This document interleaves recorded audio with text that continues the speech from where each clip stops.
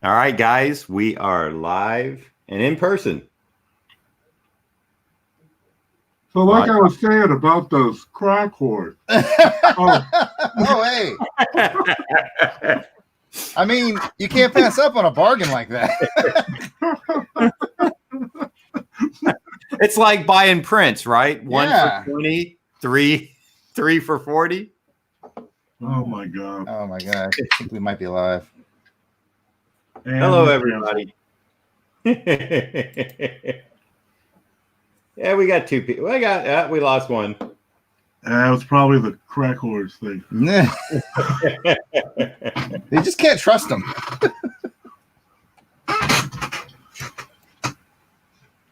We're learning. I know. I cut a piece of paper. Oh yeah, I saw you do that yesterday, and I thought, why didn't he just like use a piece of copy paper bigger? And does it have to be perfect or? Well, no, it's like it's just spare paper I have just sitting on my table that I just scrap. I know, but I was impressed how you took the time to like trace the book and cut it. I would have just slapped an 8.5 by 11 in it. Huh?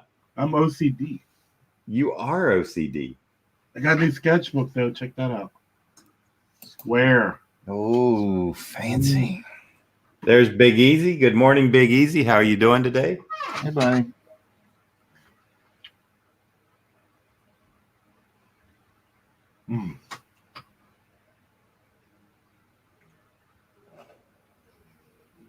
Now let's see. I am going to be working on a half black Spider-Man, half webhead, my typical where I have it kind of swirling around, the black swirling around, overtaking into the. I used to do it a direct half and half.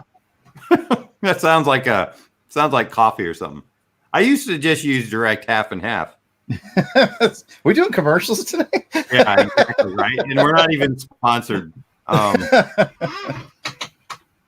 then I did one where I brushed it in, like it was like I think somebody actually said, "Hey, could you do it like it's engulfing the web-headed part?" And I did one that was a little timid at first. It was a little, I'll say, cleaner and more drawn. And then on the next one, I got a little more like, well, this could be a cooler effect if it was, not so precise. And so that's how I started doing them now. And I really think, they turn out pretty cool. I do, when I get down to the spider on the chest, I do kind of keep the split and have the black spider's a little bit different. I draw him a little bit different. And sometimes I keep it the same, but on this one, I've got it drawn different on the web head. And let's see. We're going to check in with Jarrod, the yard sale artist, and see what he's working on this Tuesday morning. Hello, everyone. In keeping with John's coffee theme, I just want to say what John doesn't know is we've switched out his Peter Parker with a Ben Reilly. Let's see if he notices. Oh, that's an old school. You got to be old to get that reference. Anyways, I am working on book page sketches. I got a whole bunch to do. Currently, it's Indiana Jones on a page from this Indiana Jones novel. All right. And I'm going to say, let's see, poor Mike just came in. Say top of the morning or mid-morning to him, and to Alpha Sun. Alpha Sun, big bro. And Nasser is in here. Hey, Nasser. Hello, everybody. Thank you, Nasser. Oh, thank you. He says, loves my art and my guest art. And there's your favorite, Jarrod. Yeah, he must be here for some dad rap. All right. Here for the dad rap. You come for the art, you stay for the dad rap. I think I know what's coming on here. Looks like a very nice. You do a really good Hulk there, Drew. Oh, this is etching, but I do like drawing Hulk. Oh, I see it now. Okay. Yeah, I draw them about the same. Well, no, I draw very simian. I'm far back from my laptop in a way. And I didn't see the horns up on the head. I saw like the jawline. Yeah, I tend to go Kirby with both of them. Why not? Yeah, and that's why similar, you know. They are. I don't know, man. I just have a huge appreciation for his work. It's just so dynamic, you know. Oh yeah. It's let's see now. I'll go to the triptych screen.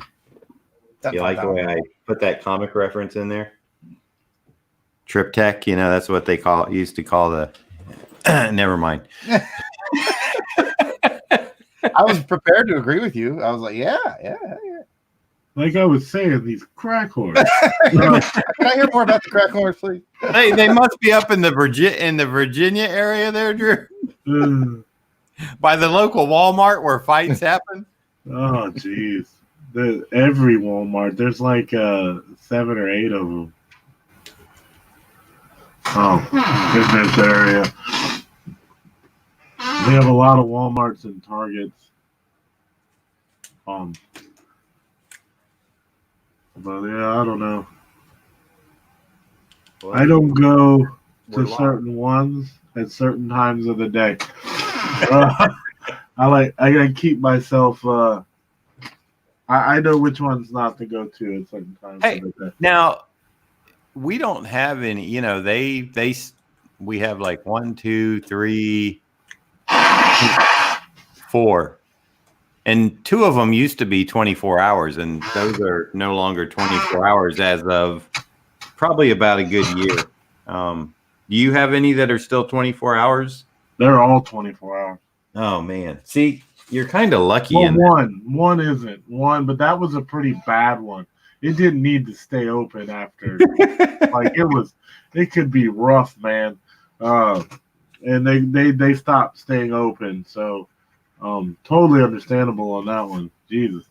Well, when you can't get employees to work the night shift, you're not that could have been the problem, but no, it's probably drunk people in fights. It was horrible. I bet there was plenty of parking in the. Yeah, well, they always close one side, right? Like, oh, did they? Yeah, after 10 o'clock, they close one. Like, they don't close the store. You mean like an entrance? Yeah. So parking, they didn't close half the parking lot. No, you can park wherever you want. You just meant like an entrance. Mm-hmm. Yeah, just an entrance. They usually close the non-grocery side. Oh, great! They left the pharmacy one open. Yeah. I'm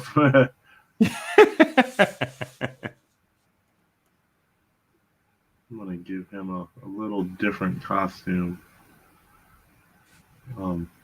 I know, not classic, but whatever. Hey, you do what you want, don't you? Yeah, you'll be surprised, Jarrod, how you can't. I do what I want. He will tell you totally what's wrong every time.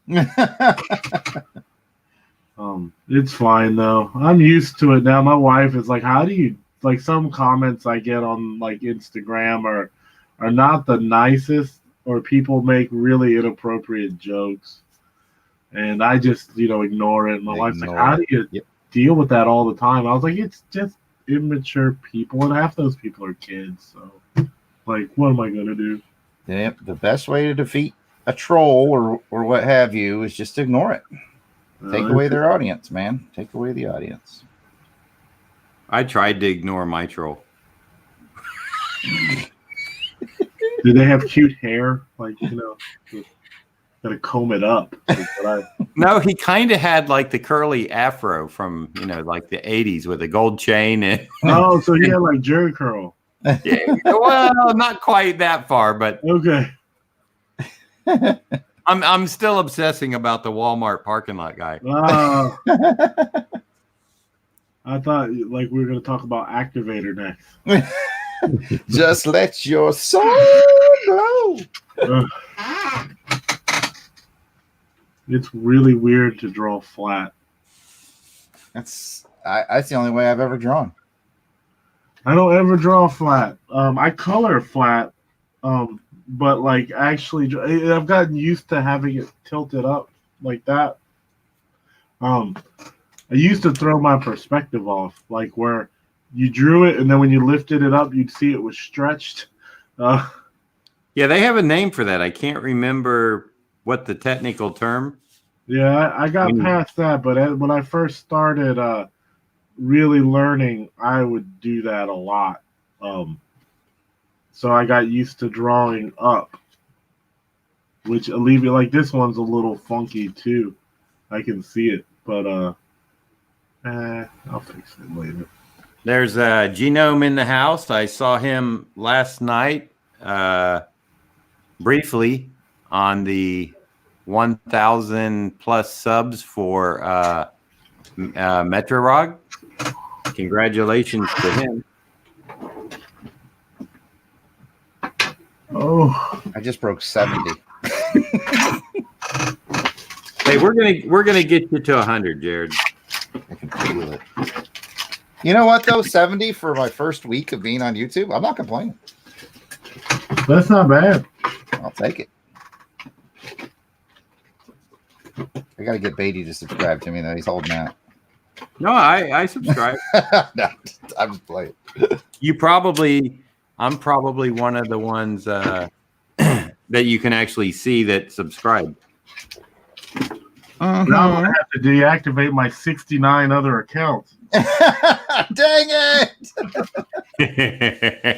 Well, I appreciate the effort, buddy. Well, he figured he'd give you a start. Just a big boost there at the beginning. Yeah, nice of him. Then I just rip your soul Just out. boom. It's the ups and downs of the friendship with Blue Moss. Yeah, I know. Here's that ink, man, that I was telling you about, John. It's this giant bottle. That's really cool, though. For like, there's not much, but you can't. I don't know if you can see it via this, but see how it's bold, Yeah. and it's the bottom is super thick, like it's heavy. Hey, maybe you could bring that to conventions. No, John. Look at that little bottle sitting in there. No, John. Some people like a super thick, heavy bottom. Like I was saying, crack. Which brings me to my next point. But I actually like it a lot. Like, now if you read the site, it says that there has no shimmering, like Right. lacking. Yeah, you that little picture you sent me yesterday, I could see just a tiny bit. Yeah, it wasn't that bad, but I wouldn't say that's no. Nope. This brush is jacked. Look at that thing. Eric makes good use of that brush. He'll you can mail that to me. Yard sale artists always taking them leftover supplies. Let's see what we can do with it. I just pulled this out of a pack. I have this travel case, so I was like, what do we have in here? Apparently really jacked up brushes. So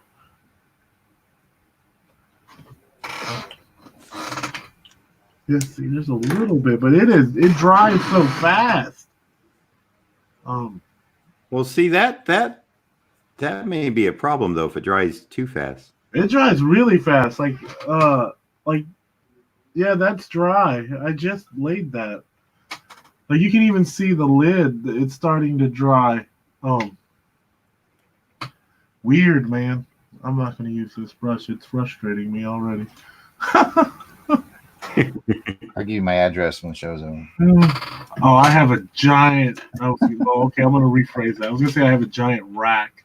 But I do. I have a giant rack of brushes. I'm very impressed.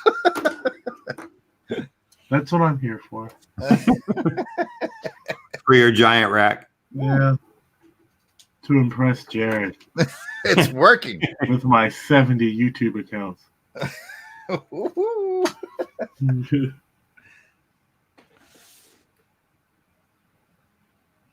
You know, I think with the first 100, I think when you get 100, you can do like a vanity URL if you want to. So you can change all the numbers, like that big long string they give you. You can change it to just like the yard sale artist or something. Yeah, exactly. Cool. That's why I just changed mine to John Beatty, so it's easier to type. It's gonna be great when I hit like 100 and I'm about to do that, and then Drew takes his puppet accounts away. I think once you hit it, it's.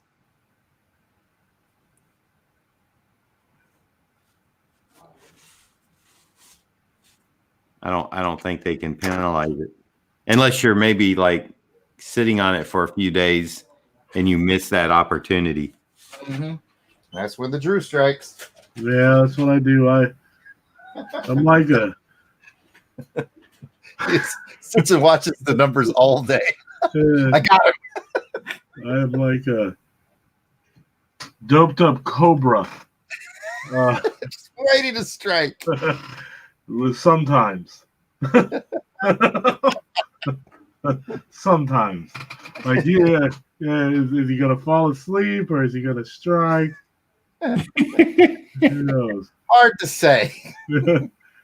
He's not that intimidating as cobras go. You're killing me. He's a weak cobra. Yeah. He's not a cobra commander. No. He's like cobra kind of.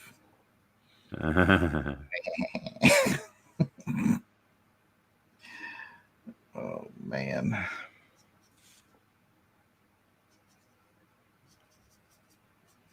Boy, Drew is quiet when he's working in that sketchbook. It's so small. It is like tiny, man. I didn't, you don't realize it until you're drawing it. You're like, God, everything's so small. Well, you probably did a few sketches in them last year, right? When the kids come up. Yeah, just quick ones though. You know? Yeah.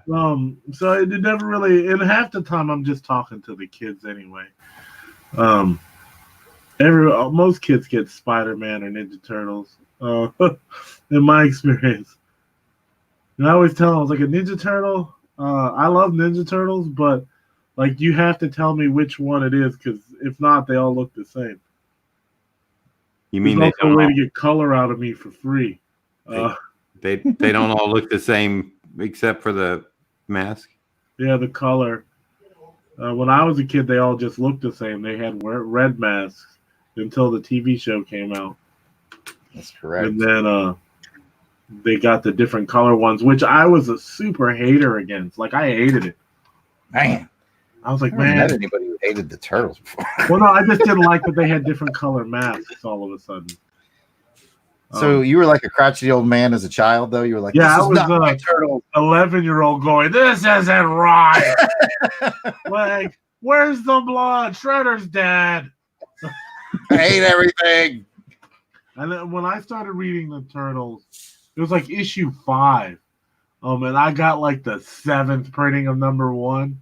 And the Triceratons had just came into the story in Fugitoid, because I actually started reading this book called Gizmo that was written and drawn by Mike Dooney, which I loved, which led me to the Turtles, because I just started getting into indie books and Mage, Elementals, Robotech, like the reprints they were doing on this TV show.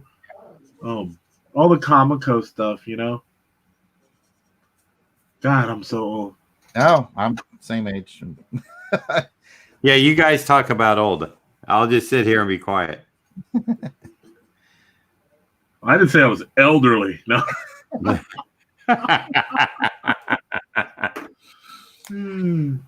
It's all right. It's all right, Grandpa. Yeah, well. Old is a state of mind. Sure, that's what I say. And how your body feels in the morning. Oh, it feels horrible. I have to like get my feet warmed up, like rotate my ankles and stuff. That's a whole thing. Like all those years of skateboarding, man, not kind. Oh, I believe. Yeah, that's right. Like my knees and ankles. It is not it's not pretty. And I get random cramps. Oh, there's nothing like a good calf cramp in the middle of the night. Oh, come on now. It hurts to talk about it. That's as tight as a muscle you're ever gonna feel, you know. And you can see that knot in there, you know. Oh, that hurts to talk about it. Yeah, I haven't had one in a long time. I haven't either, and I oh man. I try and hydrate a lot. Yeah, I drink a lot of water. That's one of the reasons why I drink a lot of water, to reduce like cramping and stuff. My son, when he was doing a lot of sports and stuff, now he's only doing soccer. Like, I'd always try to keep, like, 'cause, you know, cramps in sports and stuff. Just trying to keep him hydrated, and like my kids don't drink soda. Not one. Well, I don't give it to them, but like my sons don't prefer it anyway. They don't prefer anything over water, which is, I guess, good. That's good. Like juices and all that stuff, they're just not, like, they may have one, but I don't have to like hide the stuff, you know, because they don't really, that's not their first choice. Which when I was a kid, man, if you had soda in the house, and my mom was barely ever around, it wasn't staying long. Start talking about his dad again. Oh yeah, my dad. Let me say good morning to Ken Carson in the house. What's up, Ken Carson?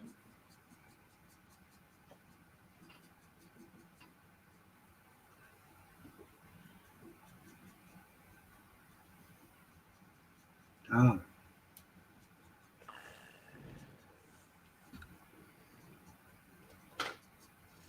Ken Carson in the hizzy. So I've learned today that Drew and I are about the same age, and we I both am were 44. I am 40. I'm going to be 44 this year. Oh, see, You know, Jarrod always tells everyone we're about the same age. I've noticed that. And we both were big into skateboarding. So we've led pretty much the same life. Well, Except so we're like the same person. yeah, Wait a minute. you're like Wait the a minute. successful version of me. Wait a minute. Now this is new to me.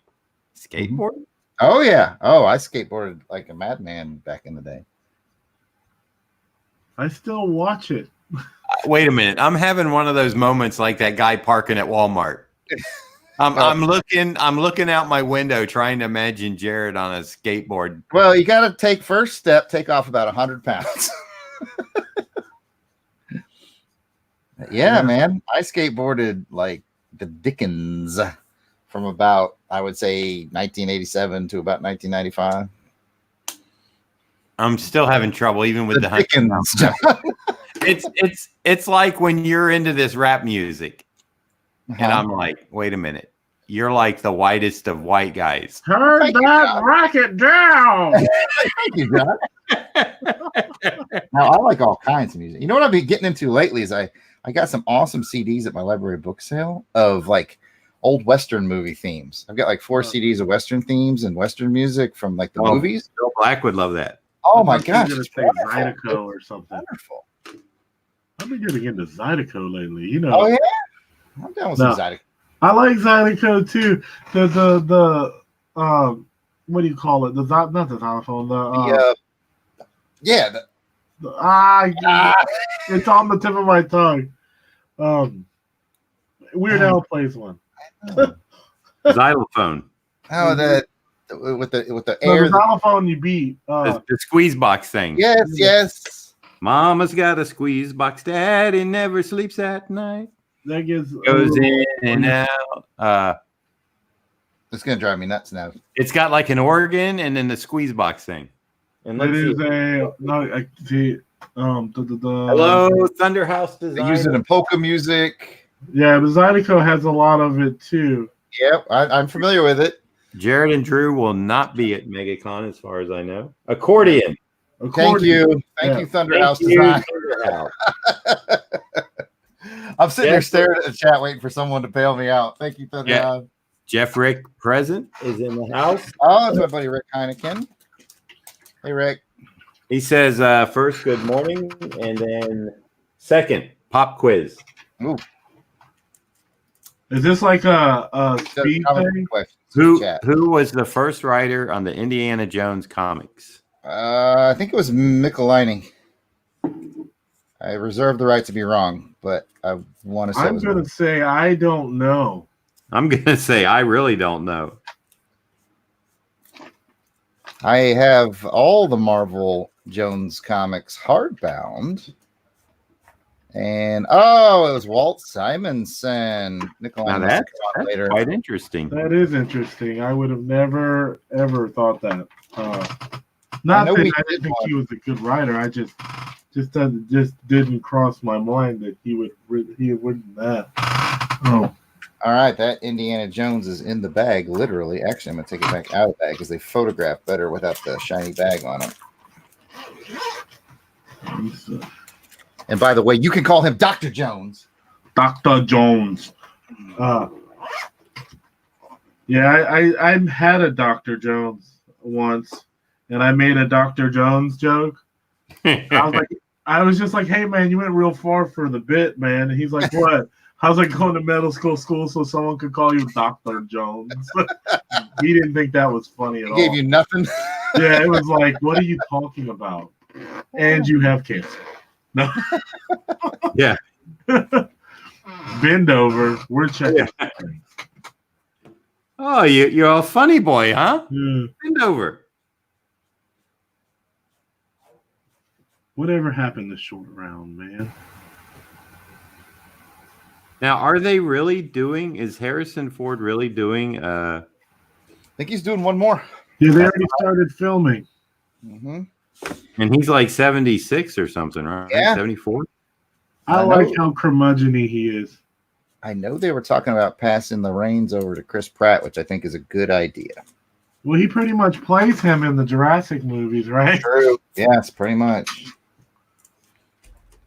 My kids love those. Like, it's such a weird generational divide because I'll be like, "Oh, I like Jurassic Park movies," and the kids are always like, "It's Jurassic World, Dad." I'm like, "But it wasn't when I was a kid." I'm like, "Oh, I'm sorry. Did I forget to beat you today?" Today's Beating Tuesday, isn't it? I forgot today was beating day. But yeah, Rick, I got thrown off because I know we did an episode of Longbox Crusade around to Further Adventures, and I'm 99% sure that was Michelini. But I think, yeah, it rings true that I think Walt Simonson did the first story arc. It's 24 Karat Doom. I can remember that. That was the name of the first story arc. I hear he's a wonderful, wonderful person. Walt Simonson or Rick Heineken. Either one, the answer is yes. Walt Simonson. I just hear he's a super nice person. I know Rick interviewed Luis for his podcast because he does a podcast on the Power Pack. Yep, Wheezy's they're both very nice people. Yeah, I heard she's like an angel. Like she's that nice. Which is a wonderful compliment for people to give you, you know? From on high.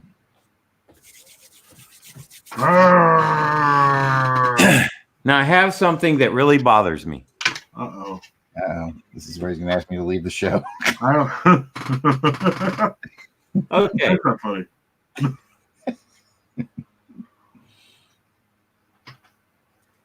So, okay, these two books come out, these Batman collections of the 3 years minus 2 issues that I think that Kelly and I didn't do. One was a planned fill-in. The other was a fill-in that they had to do for a Diamond switch to.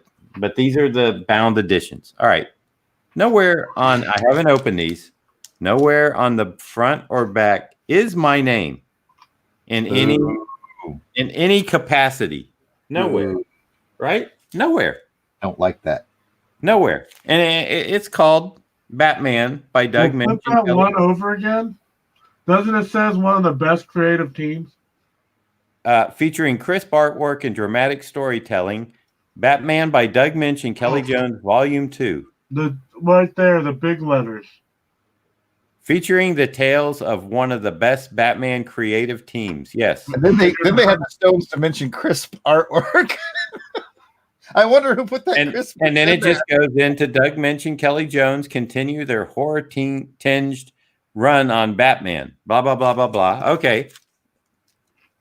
Now, so tomorrow. Yeah, I'm going into the future. So yesterday I go home and then I come back here to work. And when I go back home again, there's this.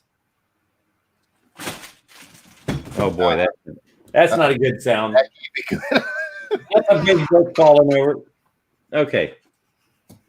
So there's this new, nice hardbound edition, Tales of the Batman, Marv Wolfman, Volume 1. See? All right, that's right. I see. All right. I should probably big screen myself here. Yeah, big screen it. Big screen. Since I gotta. All right. Have the big screen. All right. See? Still in the wrapper. My one copy.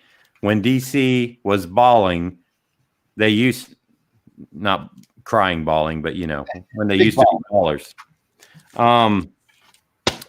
Whatever you worked in, reprint or whatever, they would send you 25 copies direct from the printer. So now I get one. But anyway, Tales of the Batman, Marv Wolfman, Volume 1. I turn it over and I'm thinking, well, what do I have in here? And then look.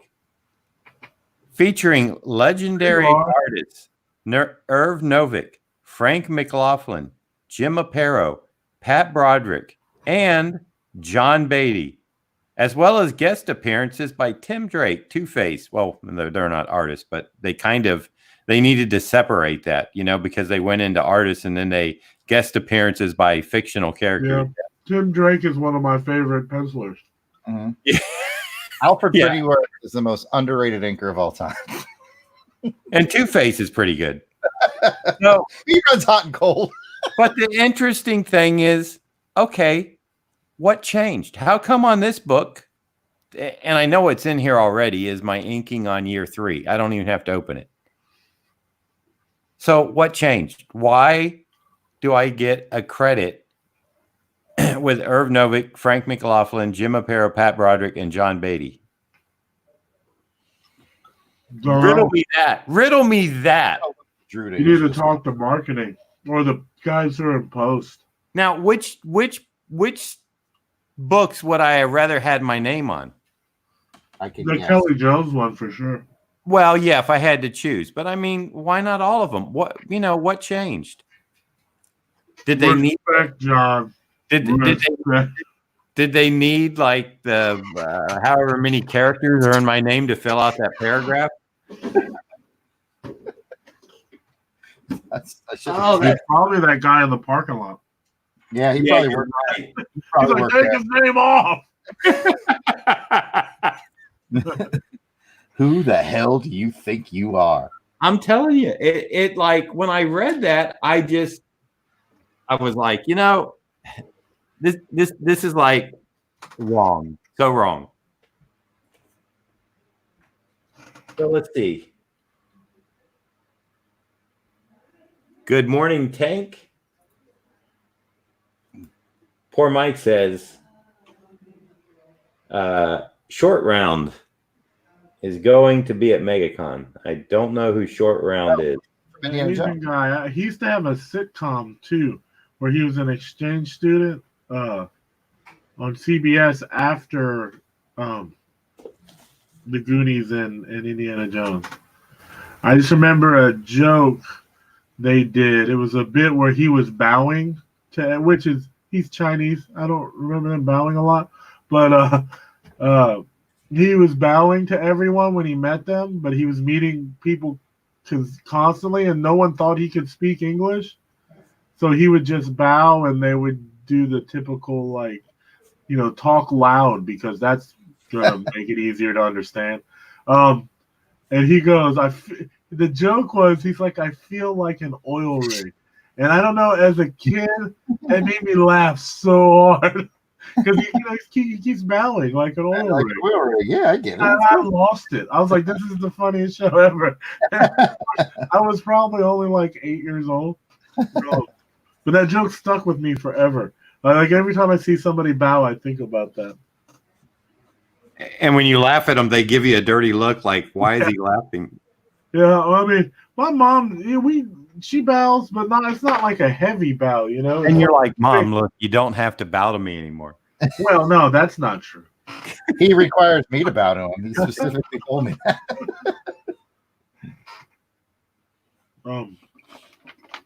Yeah, I know he was doing stunt coordination. Like martial art, wasn't martial arts choreography? I need to go back to our Trip Tech view. But Rod said bad editor. DC collections are so inconsistent. They change formats, designs, layouts. Yep. No name John, because figured your name cost 0.03 ink to print and had to cut corners. Look at that paper. Woo! Jeez. Iron that book. Yeah, I know I should. Well, I'll just put it under some weight for a few days. I mean, I'll have it done way before June. You drive to Heroes Con, right, Drew? Yeah, it's one of my pleasures to drive there. I have a lot of fun on the road trip. It's not a long trip, is it? 5 hours. Okay, when I go, it's like 9 when I drive. So I usually fly now. Yeah, I go Mark Deering or I have people come with me. Last year, Mark drove, which is odd. I usually drive, but it's like a group of us. And right. I make a stop a lot because you're weak bladder. It's just fun. Oh, it's a game. I like it. I'm just like, stop here. You see something on the side of the road that looks interesting. Hey, pull over. It's like, for me, like my dad, whenever we went to my grandparents' house, I just remember he was let's get there as fast as we can. Yeah. Like to the point where I would almost urinate on myself sometimes. Because I'm like, I have to use the bathroom. He's like, no, you don't. I was like, no, I do. He's like, well, we're not. In fact, I'm going to go on your seat to prove it. Yeah, well, he wouldn't stop until like it was deathly like he even ran the gas like to E, like where the light came on, like all the time. Just like to Kramer on Seinfeld. Yeah, just to make it in a certain amount of time. So I do the opposite. I'm just like, whatever, man. Let's just have a good time. The second this doesn't become fun is when I'm gonna stop doing it. Oh my gosh, 1964. It's a spam risk. I think you should take it. John, I take spam risk. Anyone I've ever. This ink is alcohol resistant as well. I just used markers on it. No bleeding. Wow. Nice. So it may become my new favorite ink, man. Uh-oh. For at least a month or two. Drew, except for you have the bottle open for an hour and it turns all to like dust because it dries so fast. Well, I got the second bottle. Are you into the second bottle already? No. I think, let me look how much I've used. I don't know. I didn't use that much. But I also don't know how deep it is. Because like I said, it's like you can see it. See it? How thick that's crazy. Yeah. That's solid glass under there? Yeah. Like that's totally solid. It's super heavy. Like I said, this Pelican, and this is 62.5 milliliters. This is 15. This is twice as heavy as this, if not more. Rod, that's the ink that Drew was talking about. He ordered yesterday. 15 milliliters, 62 milliliters. See, and it's a small bottle inside of a bigger bottle for some unknown reason. Well, I was reading about it. It's all about They say it's bold so you don't like you can use all the ink so it doesn't get stuck in the corners, I guess. Right. Which I never had that problem anyway. Doesn't Yeah, I didn't either. That sounds like I'm calling BS on that. Yeah, I don't know what that's about. That's why it's bold like that.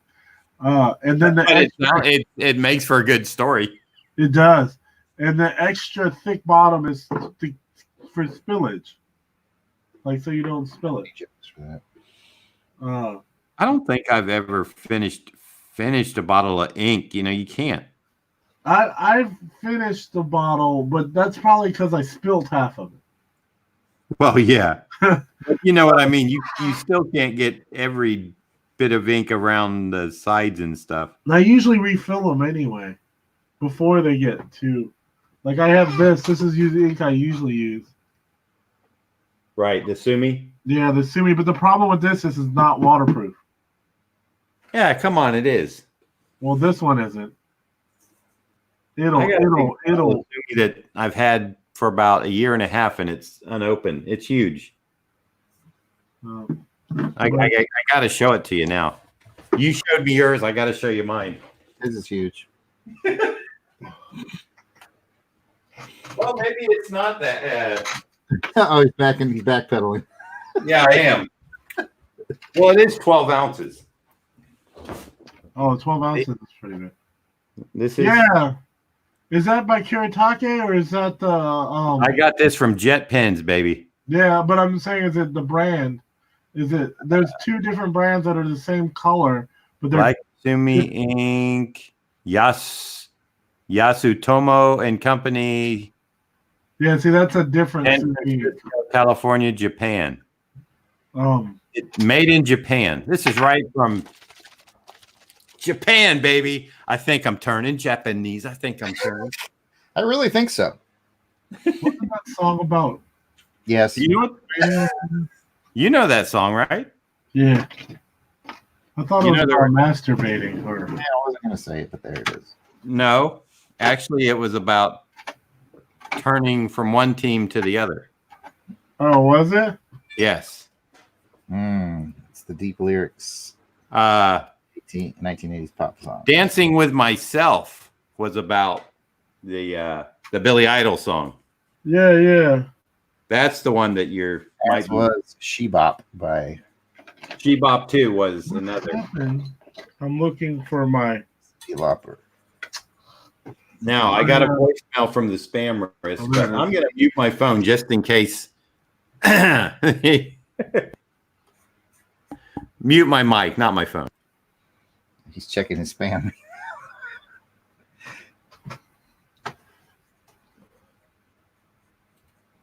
Is that what we're calling it now? Checking our spam?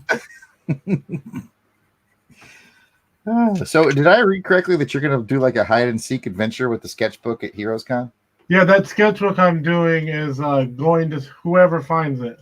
All right. I love it. What I'm going to do is I'm going to involve people where they'll have to go to their tables, and then they'll send them to another table. Well, and that will get more traffic moving around everywhere. Man. I hope. That's a great idea. Yard sale artist is, and I'm speaking to myself in third person, is more than happy to participate if you need me. If not, I might have to see where you're sitting because I don't want a bunch of people who are sitting together. Oh, don't worry. I'm way off on the edge because no one likes me. So he's in the formerly Drew Moss spot. Yeah, I might even do like simple riddles or something. That's cool, dude. But just to get people. I don't know. I just think it'd be fun. It would be. I love it. Sounds great. Yeah, I have an idea for the end, but I'm not. I can't. Of course, I can't say it here. Right. But it should be fun. It should be fun. The people at Heroes are behind it. From what I gather, at least. That's what I heard.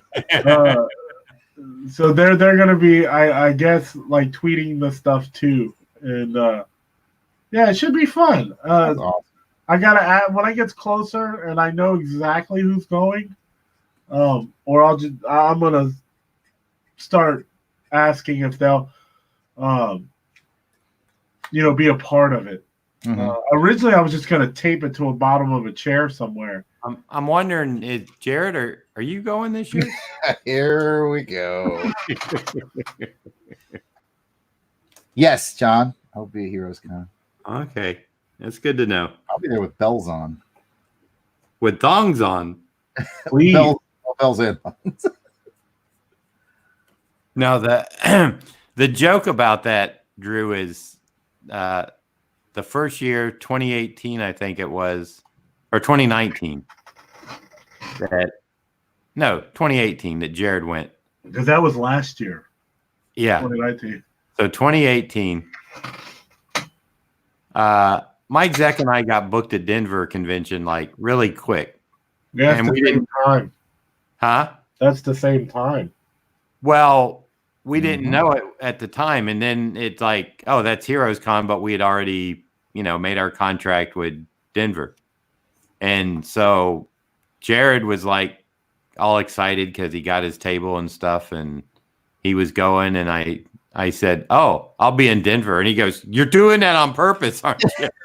He's avoided me. John's like, I've done Heroes Con every year since 1947. But this year, I'm not going to do it. The year That sounds about right. He's going to taint it for me. Tainted love. Paint it all over it for you. Does anyone have questions today? Maybe I need to check the chat. Checking that chat. Kevin's in the room. Hey, Kevin. Kevin.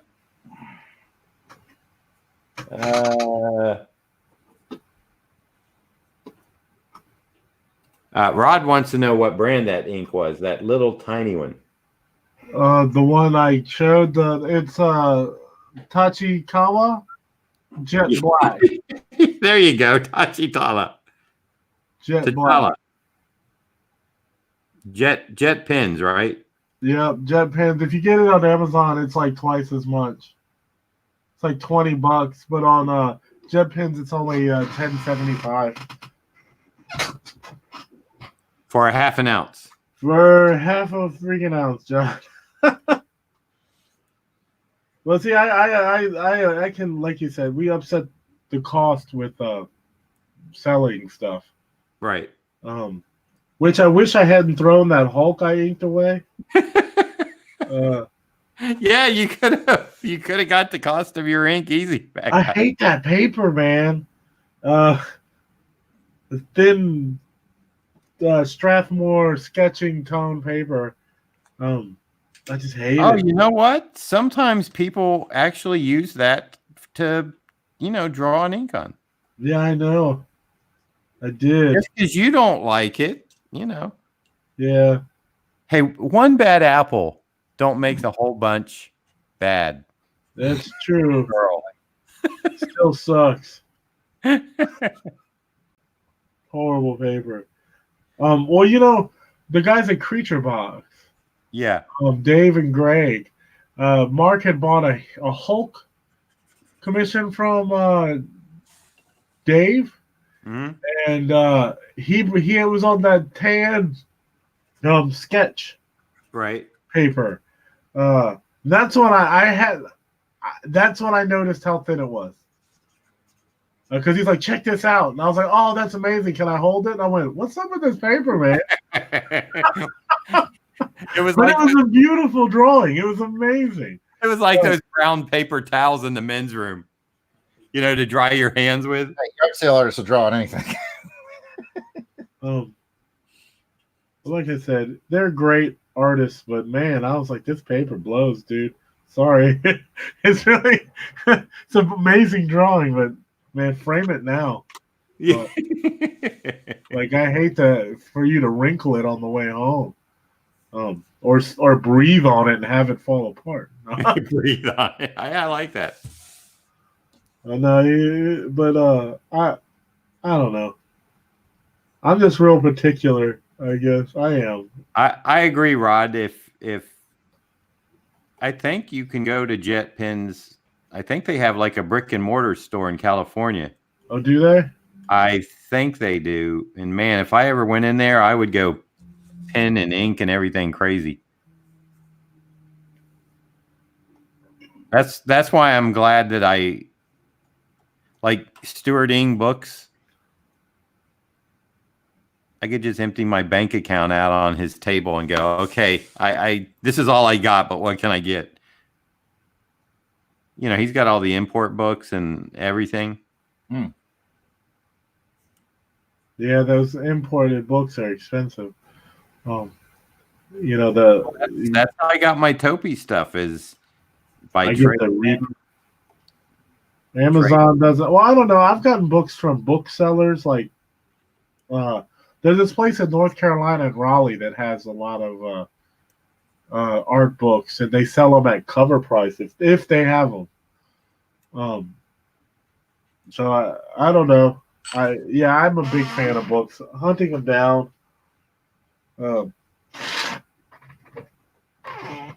Man, I am sick.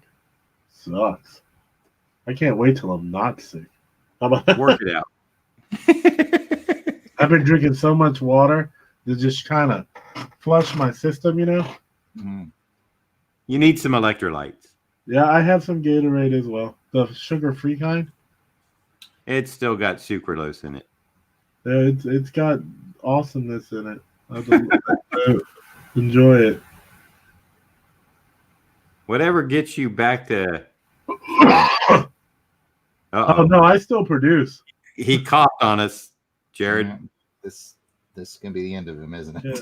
Being sick never stops. We're gonna have the coronavirus now. Is that because I'm Korean? I don't say anything, but yes. You know, there was this Shaolin monk show that's going on at the Chrysler Hall here. It's like a nice venue, and they had to release a statement saying because people are stupid, Right. and they don't realize that like these Chinese actors, one, they're not even from China. Two, when was the last time they were in China? Who knows? Years and years. And three, like, stop being stupid.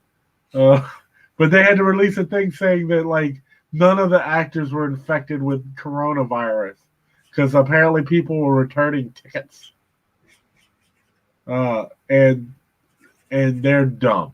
But the cool thing is, now that they've done that, my wife and our neighbor wanted to go, but they didn't want to go at first because the only tickets available were the $150 seats. Now there's other tickets available. Right. So I was like, you know what? You just capitalize on their stupidity. Like, it's just sad that has to happen.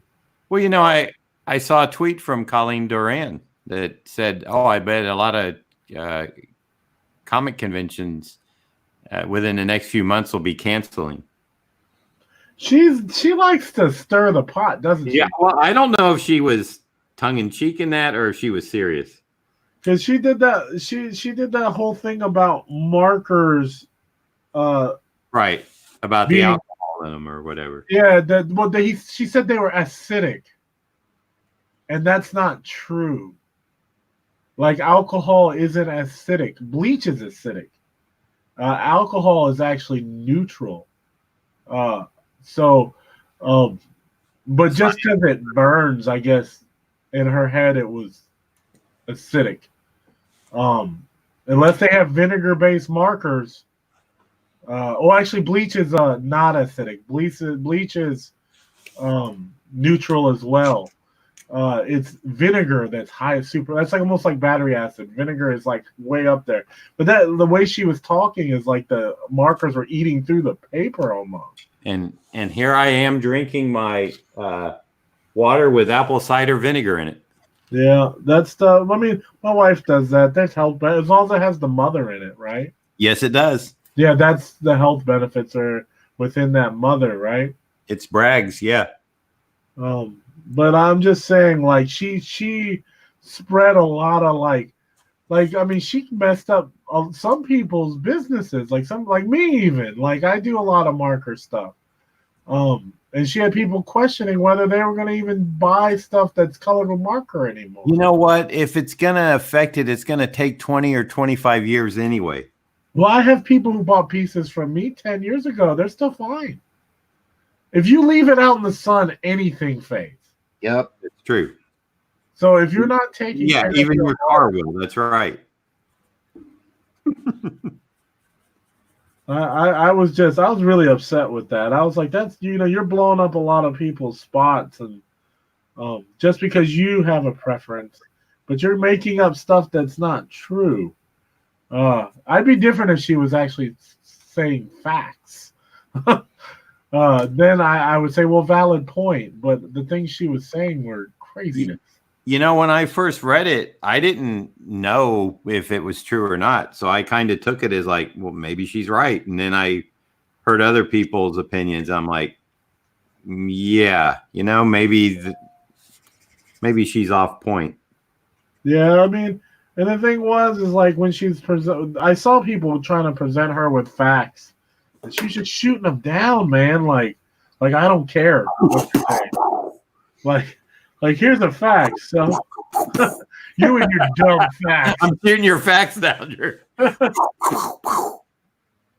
I'm gonna believe what I want to believe. Your facts are dumb. But I don't know. I had a couple people ask me about it, and I was like, look, dude, how long have you had that piece? And he's like, 8 years. I was like, is it any different? He's like, no. I was like, well, there's your answer, bud. Like, I don't know what else to tell you. I would have just said, have you got 8 years of enjoyment out of it? Yeah. Well, that person also kept all their art. Now, it doesn't really matter. Yeah, it's time for a new one. Yeah, that guy kept all his art, like, very well maintained, like in portfolios and put away, and like he didn't expose it to sunlight and stuff. Some of them use that museum quality glass, which is expensive, man. It sure is. That's awesome. That's kind of an honor if someone does that. They're going to invest that much money just to protect your work. That's amazing. Yep.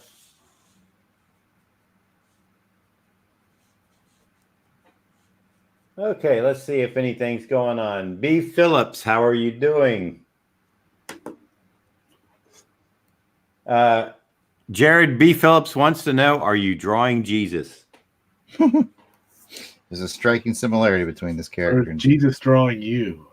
But no, this is Aragorn from Lord of the Rings. But he does have the same style. Tank Ferret Art will ask you, Jarrod, what you're drawing is what you're drawing from reference or your mind/brain? I would love to say it's from my mind/brain, but it's not. It's from reference. I got a cheater picture right off screen. I'm referencing. I hope I didn't break anybody's heart. I use reference all the time. You're supposed to. Well, I lost faith in the yard sale artist. Like if people, when they got misconceptions, man, and reference is key. Like you never seen Rockwell do paintings? He takes exact pictures of what he's about to paint, and then he used to project it onto the canvas and trace it. Like there's nothing wrong with that. Those are his pictures. Like it's not like someone took them for him, and he set up all the composition and stuff. And of course, painting it just because you trace the underdrawing doesn't mean you can paint as awesome as he can. So like, I don't know, man. Crush my dream. That's okay. I'm a line decker guy anyway. Yeah, he's one. He never did the tracing. No, because he worked right for models. Yeah, but it's still fine. I mean, Frazetta took pictures of half the stuff is him and his wife. Yep. I want to say more than half. I would probably say like 80-90%. And Sean Murphy does the same thing. Like yep. it is, but it's fine. It's fine. It's when only problem I have is when you use reference and you don't cite it, and it's not yours. Like if you're taking your own picture and doing it, I feel like that's fine. You don't have to cite that.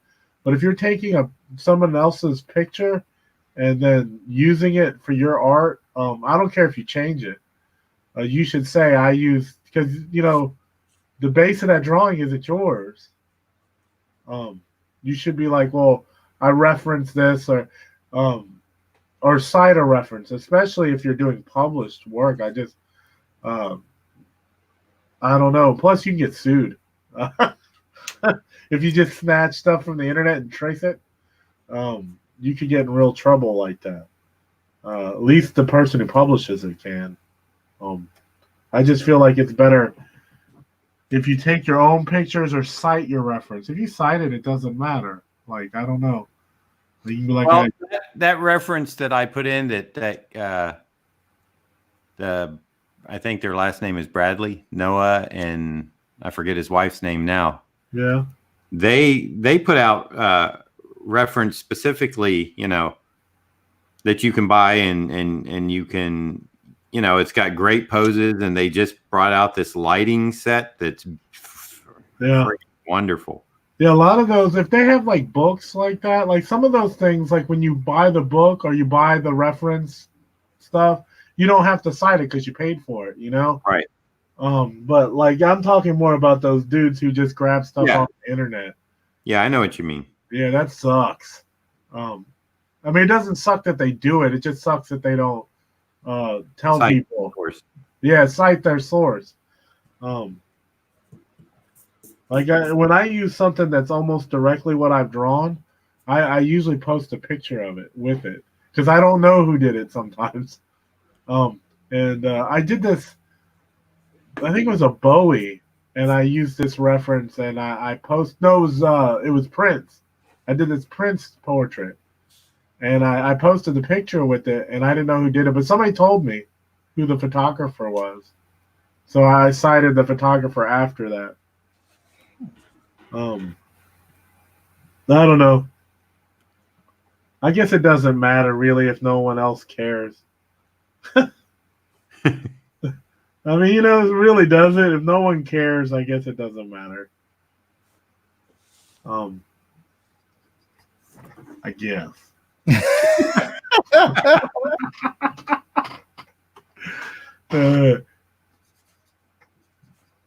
that's.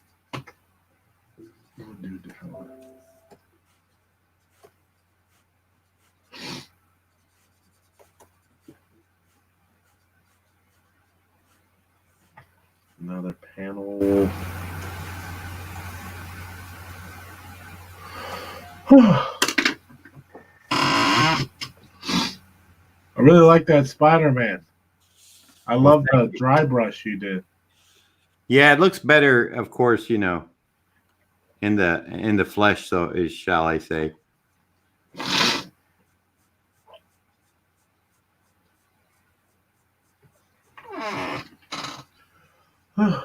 Nice. I like your chair. Vincent Price chair is what I'm going to call it. The squeaking. Good evening.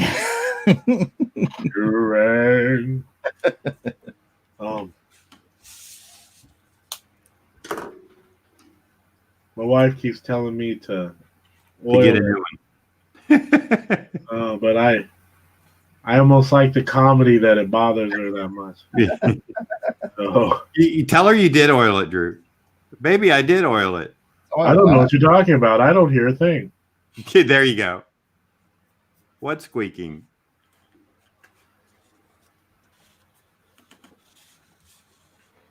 That would be funny. Yeah.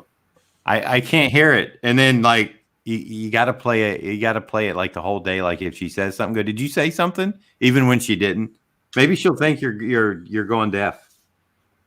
No, she'll just throw the chair down the stairs. Well, okay then. She's went. Filipino, man. That's she'll true. play that game for so long. I know it. Yeah. And you never know when that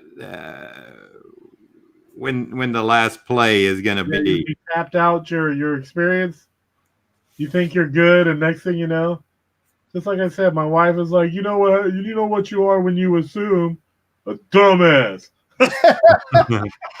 I was like, Truly, it's a hard life. oh, Jesus. That's why I love her. She calls it as she sees it. Yeah, it's wonderful. Like, she'll call me out when I'm being, like, extra when I'm sick. I'm like, oh, I think I'm dying. Suck it up, you big baby. Is our life insurance paid up, baby?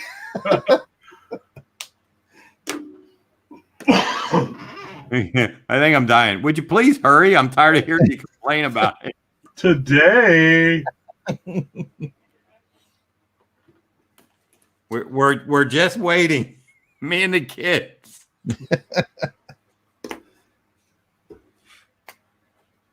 I will say I'm kind of dramatic when I'm sick. Aren't we all? Yeah, I'm a baby. Now, one thing I never like, and I don't know if just the way I grew up,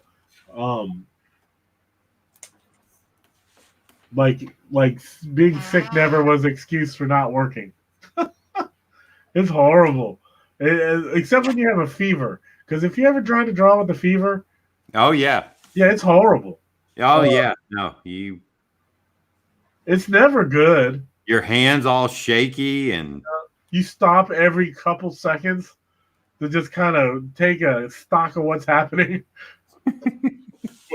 It's horrible. And then when you finish, and the next day when you don't have a fever, you're like, this is all garbage. Yeah, and then you got to do it again. Yes, you have to do it again. So dumb. Yeah, when I have a fever, I just go lay down. But if I'm like I am now, you know, throat's a little sore, sniffles, phlegm. Well, Just a couple of tissues up the nostrils and. I've done that. Just you ever answer the door like that? I answered the door with no pants once because I wasn't really thinking. Sure. Was delivering. I forget what, but he knocked on the door and I came down with like no pants. Rod, I think I can answer that question. I think most prints and stuff. I think what Drew is citing as a source is, you know, if you're using, like, if you're doing a homage to someone's art, if, you know, I'll look up body parts or facial expressions. Yeah, that's different. Like that. You don't have to cite that. No. But if you, I don't know, if you do a whole scene that's, let's say like a photographer has a picture of a mountain range, right? And this is a like legit, this isn't some stock photo. This is like something somebody's selling, like Van Gogh's Starry, Starry Night. Well, not even that, just a photographer who has a print of a mountain range and cactuses and whatever. And you're like, well, I'm going to use that and draw that and put the Hulk in there. Well, you just... Man, I never thought of that. It's a sold piece of art. What if you buy it at a yard sale and then paint a superhero? Yeah, you could do it like, what's his name? I know a guy who does that. The Pee Wee Herman guy. They did a whole documentary on him. He's wonderful. But I'm just saying, like, if it's a piece, whether it's a Van Gogh or a famous piece of art, or just like some photographer who's just selling their pictures online, if they're selling it and making money off of it, and you just copy it and use it, you should cite them because one, it's their work, and two, it is their living. Like, and you could also help them by citing them because people could say, "Oh, I love that. I would buy that if I knew that existed." But no, you're right. Like if you're taking expressions and stuff. Especially if it's stock stuff. Stock stuff is what it is, stock stuff. But I'm talking about like people who take like even pictures of stuff that people are actually use as their way or their living, their career. I feel like you should cite that then. I think it's unfair. It's like if somebody used my drawing and drew something and didn't say, "Hey, I copied this guy's drawing," you know? Wait till you see the red skull I'm working on. You know how many people asked for a red skull after that? I got them this morning for like 7, 8 people. I was like, dude, I like the Red Skull, but that's a lot. That's a lot. Ugh.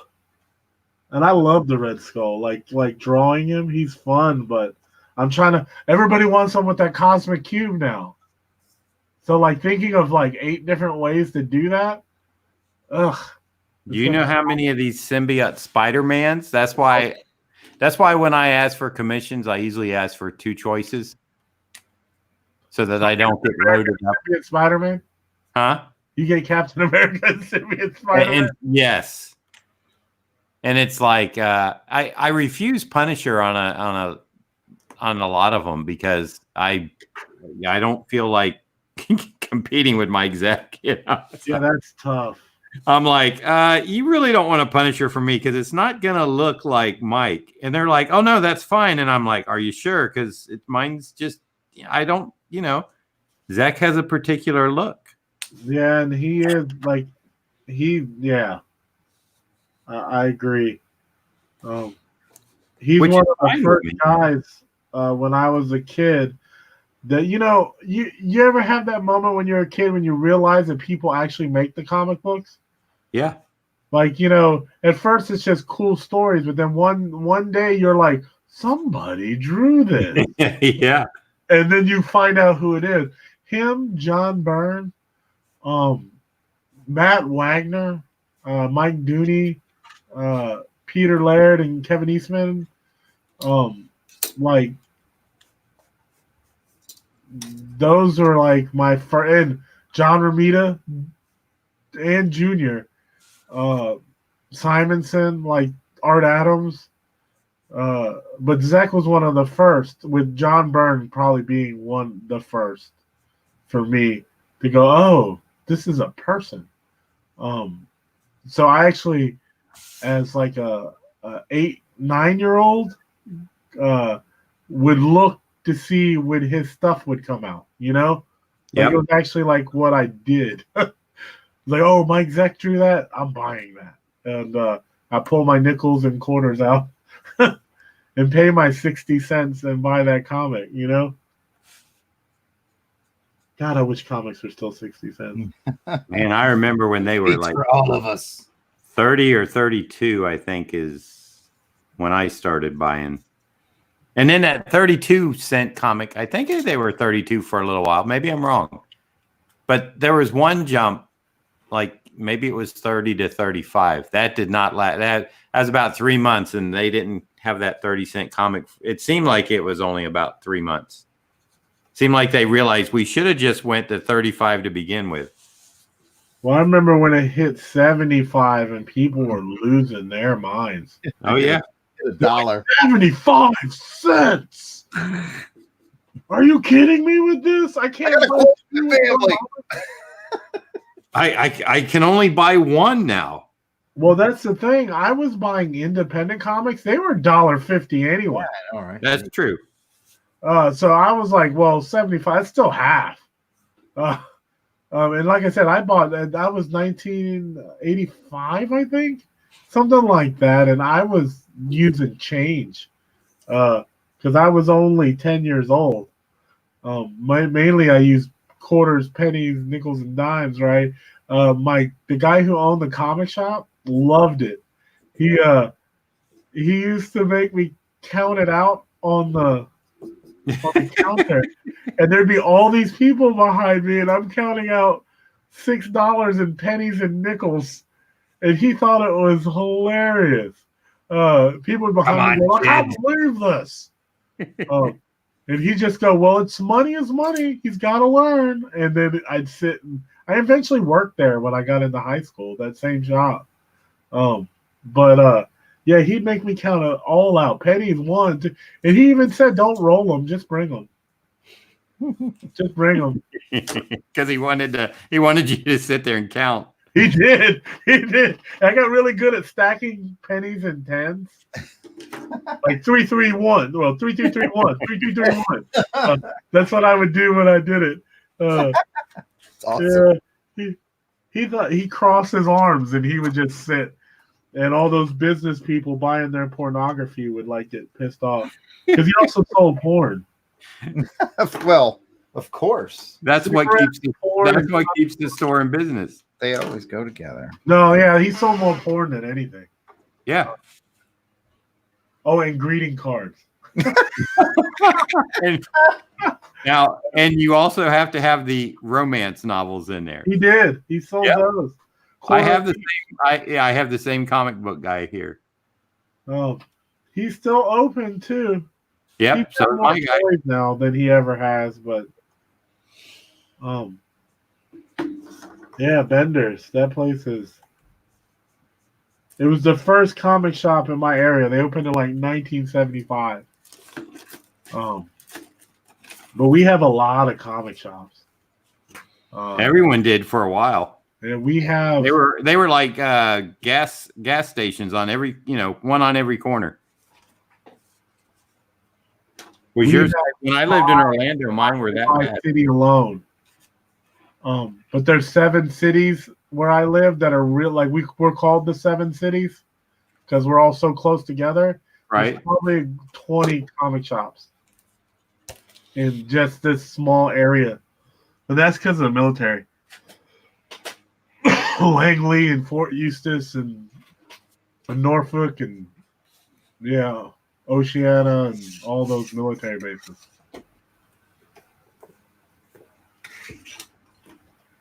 Because people in the military buy comic books, man. Oh yeah. Oh yeah. When I was in Iraq. Oh, 67's calling. Oh. And then I was in Iraq, and Wizard and Toy Fair magazine sent us like 50 pounds of comics. Oh, that's cool. And we have like a give and take library there in the headquarters building, and I took 50 pounds of comics and just put them in there, and by 24 hours later they were all gone. All of them. I believe it. I mean, and plus, I mean, for the oversaturation in the 90s, I don't know. I was still really some good stuff came out of that era too. Mm-hmm. I mean, not in percentage wise, there was probably more crap than good stuff, but there was some. I mean, Hellboy came out in the 90s. There's a lot of good stuff that came out in the 90s. People tend to forget. I remember. I loved Body Bags. That Jason Pearson book. Yep. Oh, it's great. Boy, that really there was no filter on that. No. Well, Tom Strong too. That was a great book. I have all of those. I had them. I'm not a collector. I have like 6 short boxes of comics. I've never had more. That's kind of a good amount. That's reasonable. Well, if they start getting full, I just start taking them back to the shop I'm at. I don't know. The guy hooks me up. My local shop hooks me up so well that I don't really need money. Do you still count pennies to him? No, that's a different shop. You buy smoke there? I don't go to that shop anymore. Not just because. Not even for your men's magazines. Oh well, dude, we have the internet. Just because your phone is in 1964. Yeah, boy.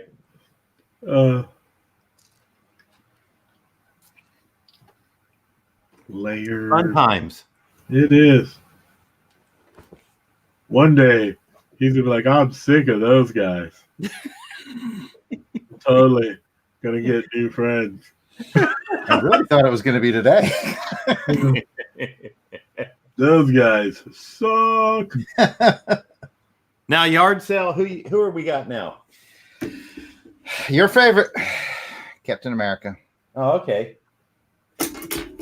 Doing a sort of a Chris Evans look version. I know that's not your favorite. No, but I wanted to keep the theme. Like I considered going more comic-y on this one. But you really can't. I get it. But normally I would, but the guy ordered 5 pieces, and they've all been in this style. So I was like, it'll look weird if I go comic-y. And watch, I'll give it to him. He'd be like, I kind of wish the cap was more comic-y. I'll be like, damn it. But yeah, there you go. You're gonna lose your 70 subscribers. I know. I didn't credit the guy whose picture I used for this reference. I feel like terrible now because Drew says I'm a terrible person. Is it a picture that someone was like, well, see, that's what I'm saying. If you're just taking screenshots of stuff, I don't care about that. It's more like people who make money off their work. Right. Yeah. Yeah, those jackasses. I mean, those guys. Yeah, those stock photos, that doesn't matter. That's what they're there for, right? Geez, well, that's just the movie still, though, right, Jarrod? Yeah, movie still. The ones that they used, like, I don't know if it was an actual poster or not, but yeah, it was part of their advertising campaign. I mean, heck, if I have to do the movie Captain America, I got to get down reference off the internet too. Yeah. But no, I track what you're saying, and in all honesty, all jokes aside, you did kind of help open my eyes a little bit today, Drew, because like I've done some sports art, and I'm like, I could totally credit the sports photo guy who took that picture. Yeah, because he's made money off of that. Yeah, and I should. So you've actually done me a service today, and I'll be better about that, and I appreciate it. Yeah, but stock photos, who cares? People pay like $9 and get a whole library of that shit. Like that's what they're there for. I think stock photos and well, the people who put photos to use as reference, because there's even like if you go on DeviantArt, there's stock photo libraries. Yep. Those are totally fine. I mean, you don't have to credit them because that's what they're there for, like stock photo. Let's say ask it. Some of them do say, because they're giving it away for free. If you can credit them. Drew, but most people don't. They just yeah. I was going to say you might know this because I thought it was a really interesting story. The Shepard Fairey Obama print. Yeah, that's interesting, isn't it? Yeah. Google that and read that story, Jarrod. That famous Obama print? Yep. Okay. Yeah, that's not even his picture.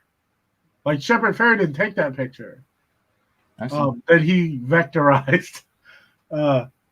But then, like, at what point does it become like who gets ownership of that? Well, they came to a conclusion. That's why I don't want to give it away, but it was very interesting, the whole thing, and it kind of opens your eyes to using reference and ramifications and non-ramifications. It's an interesting. It was a very interesting. I was there when it was happening. I was like kind of following it. And here's a funny one for you. There was a guy back in the 80s who wanted to sue and tried to sue Trivial Pursuit. He said that the Trivial Pursuit makers were stealing facts from this book of facts he was putting out every year. Fun trivia facts. And then the courts ruled that you can't steal facts. You can't copyright trivia. Yeah. And plus they were like, yeah, you can't prove that they were using your book. So in subsequent years, he started inserting like 5 or 6 not true facts in his books, and they started showing up on Trivia Pursuit cards. That's funny. That's true. Like you can't copyright a fact because it happened.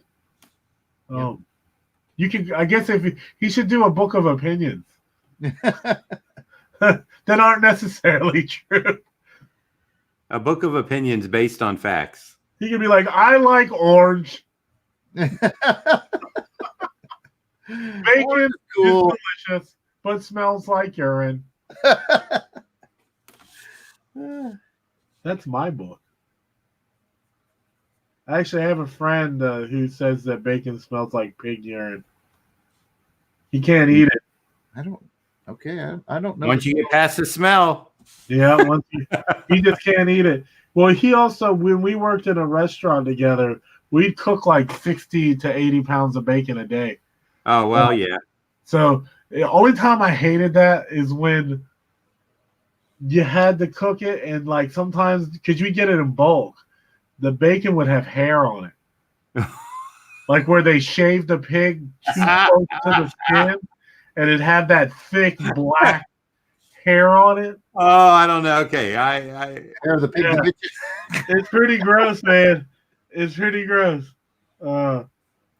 I knew people who used to just say, screw it, I'm just cooking it. Because if you didn't, like, I would throw it away. But if the people who cooked it, their reasoning was, I mean, that's like 5 pounds of bacon you have to throw away.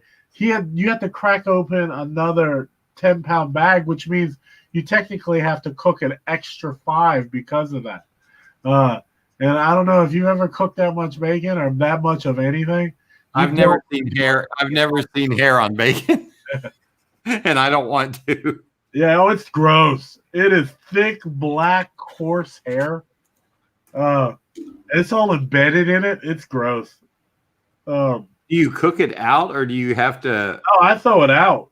I just throw it out. You gotta like pull it off the. No. I just pull the sheets because they come in sheets, and I just take the sheets off that have hair and throw them away. That's what I used to do. But some people wouldn't. They just cook it. Apparently, when you cooked it, now to be honest, when you cooked it, it would go away. Like I don't know if just the heat would make the hair fall off, or I don't know, burn up somehow. I don't know. But I wouldn't do that. Cause that's just like eating hair. Gross. The things you learn. Yeah. Oh. Art questions are allowed too. Anybody? Yeah, you can ask. Like, yeah. You don't want to know about pig hair and bacon. Now, what kind of a roux would you make to saute your pig hair? Your pig hair?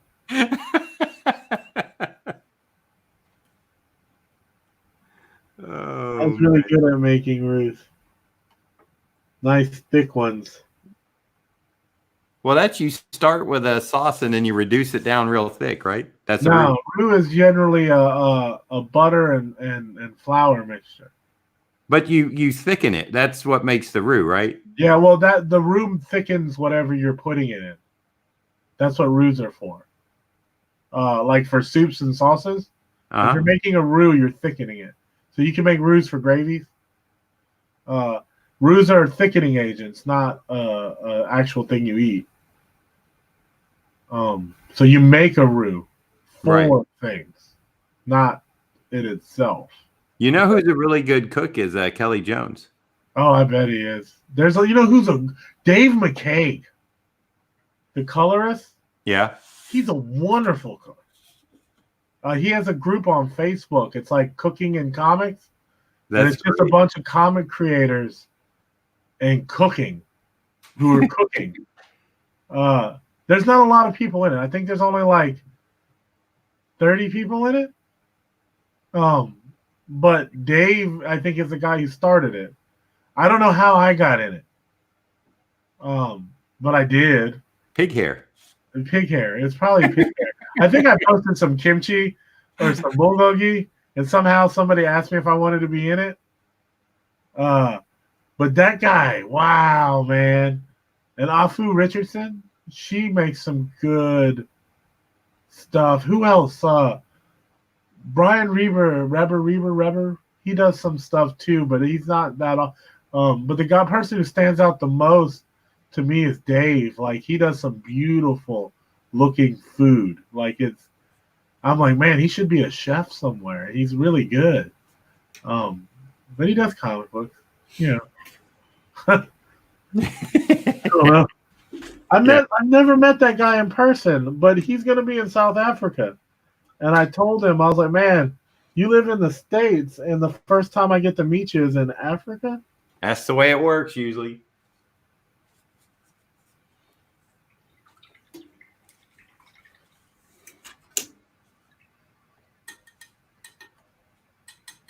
I hope they don't have like some weird travel ban by the time I have to go. You know, the interesting thing is Zach is still in the Philippines. I think he's coming back on the 3rd or 4th of March. And I don't know if he'll be able to get back. Well, isn't there some stuff going on with that coronavirus now? I think so. Like, I just know that, yeah, I think so. I believe so. Like, isn't it like kind of outbreaking or something? Or there's. My wife read an article that said they have a vaccination. But it's not 100% proven yet. Like, it's just being tested. Yeah, John, I heard it was in Italy and Iran now. Jeez. Yeah, I was reading an article on the coronavirus, like how this is not the first time, like since 1989 that this has happened. Like, there's multiple coronaviruses that have hit us. Even that avian flu is an offshoot. Right. And it's generally, they come from animals. Yeah. This one is getting a lot of, because people are getting sick, of course. But I feel like it's getting a lot of misinformation involved with it, too, to scare people. Because, you should take it seriously. I'm not saying you shouldn't, but I think they're going a little hard. Because, it does put asses in seats. Gets people tuning in. You can raise advertising dollars. Oh, well, that's like every time we have a hurricane here, it's like. Oh, it's the end of the world. It's like 24-hour. They talk about the storm 5 days out, 3 days out. Everybody's glued to their TVs, and I'm like, what's the big deal? It's like we've been through this before. They're hyping everybody. They're getting everyone nervous, and this thing could within an hour turn 90 degrees and be gone. Well, I've had my local news station. They were doing this, what everybody does. They push the storm and get people tuning in. Yeah. Well, it got to the point where the hurricane wasn't going to hit us. Oh, and they still tried. Yeah. So they just went, well, since it's not going to hit us, let's go to so-and-so and talk about where it is going to hit, and let's freak those people out. That's right. They don't want to give up on a story like that. Because that's money, man. I know it. Okay. I'm just hopping from page to page to page. I generally do 5 to 6 panels a day. Mm-hmm. And if I keep to that schedule, no matter how complicated it is, I generally, so 5 panels is an average of 1 page. 1 page is an average of 5 panels. So if I do that, generally I get a page a day done and, 10 pages in 10 days. Right. But sometimes, like with this book, some of these pages are only 3 panels. So I do 5 panels a day and I end up getting 10 pages done in 7 days, Nice. Yeah, but it's not because I'm like hauling ass or anything. I just commit to the 5 panels per day thing. I used to do like pages, where you go, well, I'm gonna get 1 page done and maybe touch this page. And just stick with 1 page all day long until it's done and then move to the next one. But I found that I would get burned out really bad. Like to where I just I don't want to work. This blows. Jarrod is being awful quiet, isn't he? He's concentrating on that reference and how he's gonna get sued. That's right. So Lloyd's, yeah, he's like, okay, how am I gonna get sued? Well, the AP the AP got involved. It was the AP photo with the Shepherd Ferry thing. So yeah. Oh, so it was okay. Yeah, Associated Press stuff, isn't that like fair game? Like for reference? It's what? Isn't Associated Press stuff fair game? Apparently not. No, geez, I thought it was. Because the photographer that took the picture sold it to the AP. Oh, so yeah, so like it goes back to what I said. People still had rights to it, though. Yeah. he's considered an artist. So Hey, read the story. It's very. It's. I need to reread it actually well, now. I used to tell people when I sold them art that they don't have the right to reproduce. Only I do. Right. It doesn't matter if they own the art. They can't make prints, nor can they stop me from doing it. That's right. Because it's my art. I've gotten into arguments with people about that. That is a really cool Spider-Man, man. Well, I haven't done the webbing side yet, but there's going to be webbing because you see, this is the bigger wide eye. Yeah. And then this is so it all kind of comes together. You get I got to fill in this part black and add, then I go in with a little bit of splatter and dirty it up. So it has this. Yeah. Give it noise. Yeah. And it just gives it like he's overtaking him, like the black suit's overtaking.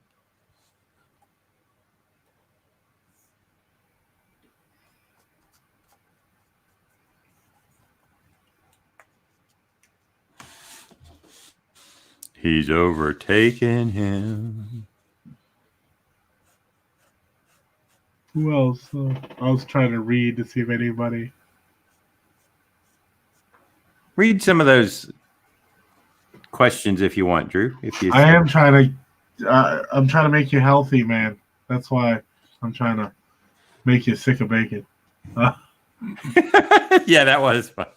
If your bacon has a mohawk, leave it alone. Oh. I mean, it's thick, man. It is. It looks like straw almost. It's not straw, but it's really coarse hair. That is just, yeah. It's gross. I'll take your word for it. And we didn't have when I was working in a restaurant, we didn't have camera phone. Well, like smartphones. So if we did, I would have taken pictures. Right. But yeah, that was 17 years ago. It's a long time ago. Maybe it's best that I don't see a picture of it. Yeah, it's gross. I'm gonna see if I can find one online for you. Thanks, buddy. You're welcome. I'm just saying, you guys gotta see this. I'm just gonna put in hairy bacon and hope I don't get porn. I was kind of thinking of that too.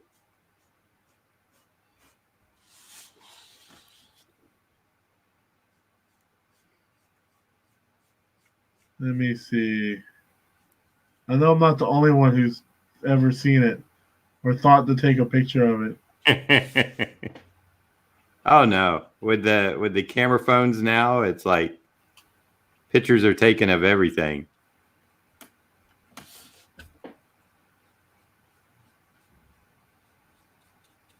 Oddly enough, I'm getting a bunch of Roblox stuff, so because this guy has bacon hair. Oh, bacon hair is what my son, when he plays Roblox, the bacon hair is a noob. A noob player will sometimes wear bacon hair to designate that they're a noob. Is that what you're seeing? Is it like a little black character? That's funny. Funny that I know that too. The one person did take a picture of it, but it's not as bad as what I've seen. The picture that this person has is very it's not as bad. But it has hair. I will say that. It's pretty crazy. But this is like less coarse. See that? You see that? Yeah. Yeah, what I'm talking about is that, but a lot more. Not just a few hairs here and there. But yes, that's actually an article about if you can still cook it. I'm not going to read it, but yeah, I don't blame you.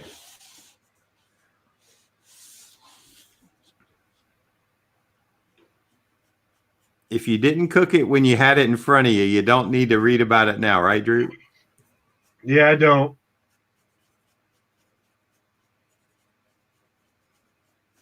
Man, I like bacon too. Did it change your mind from me ever eating bacon? No, I still eat the hell out of bacon. I just hope there's no hair in it.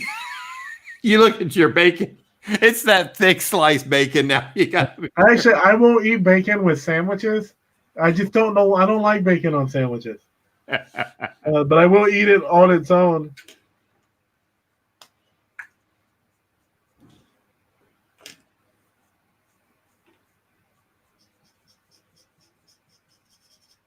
Oh,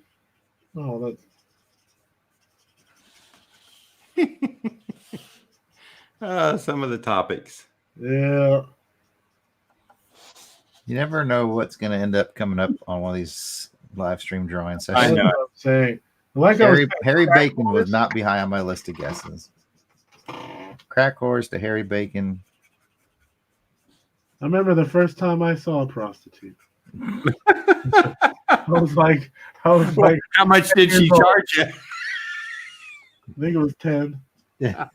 They were where my mom used to work.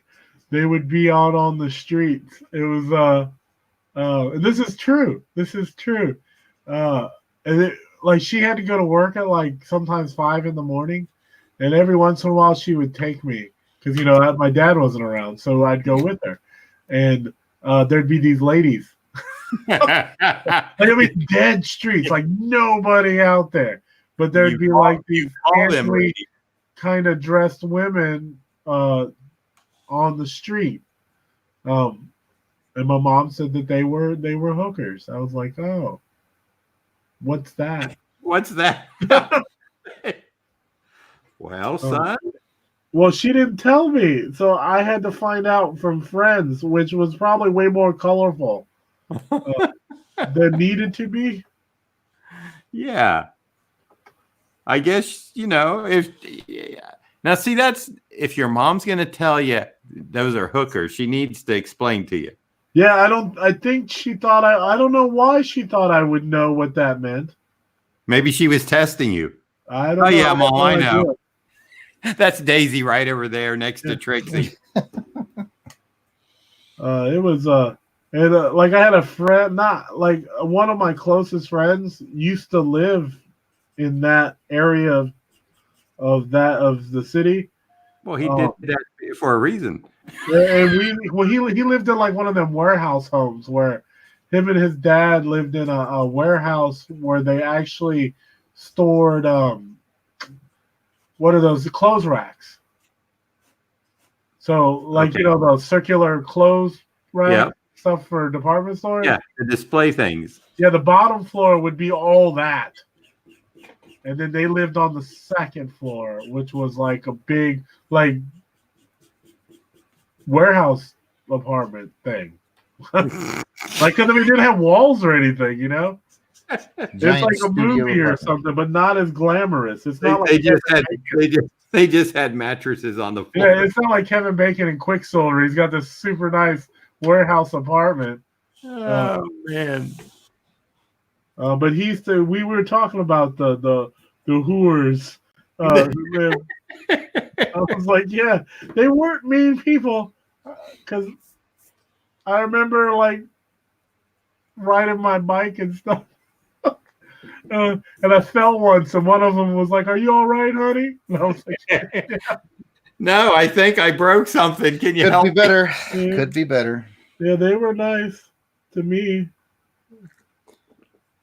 Because you were a young, innocent man. Yeah, I guess so. I was 10, so yeah.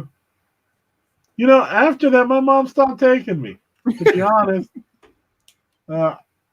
All of a sudden, I stopped going. I just stay home. Maybe it's because you didn't know what they were, and she figured, oh, he's never going to learn. Yeah, maybe. He's supposed to tell me, yeah, Mom, can you stop here and hook me up? It was a bad. I might have something to do with her. She got her purse stolen right from where she worked. Like some guy snatched it from behind the counter and ran. I think after that, she was just like, yeah, I don't know if this is a place kids should be. With the whores and the It was 1985, so I don't know if that makes it better. I feel like things were a little looser then. Oh, the 80s was great. I gotta say, I was 19 in 1980 and lived my 20s and the whole decade of the 80s. Perfect timing to be 20. Yeah. Say what you will. I thought it was being in your 20s in the 80s was good times. I was a kid. I hit my teens in the 90s.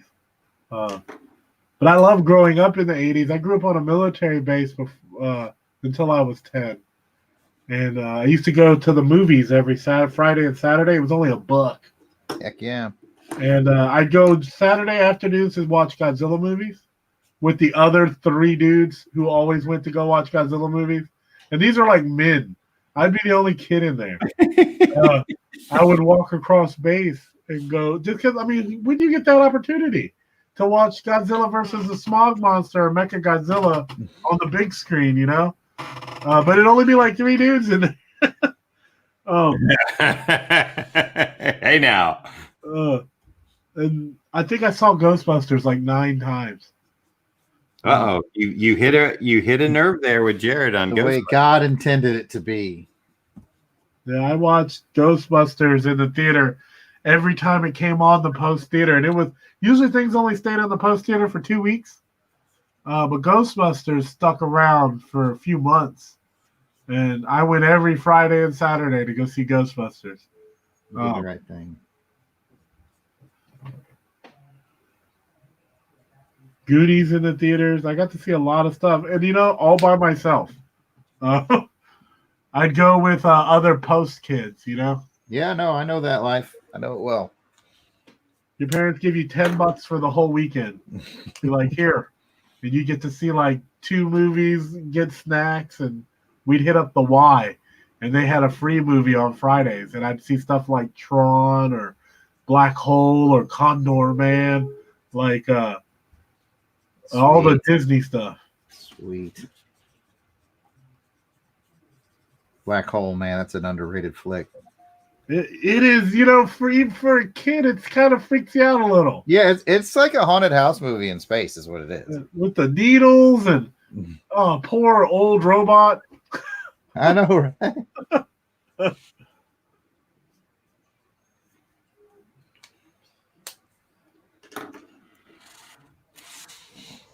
But you have to admit, the evil robot, was it Maximilian? I did a book page sketch of him, I think, yesterday. A Maximilian? Yeah, someone actually requested a Maximilian book page sketch on a page from Black Hole, and I did it yesterday. He looked cool, though, didn't he? Oh, gosh, he's one of the best designed robots of all time. Just pull that out and show him. Oh, all right, I'll go to the other room. Hang on, it's in the other room. Oh, I didn't know I was going to No, I'll go grab it. Good, now let's talk about it. Oh, his sound's still on. It doesn't matter.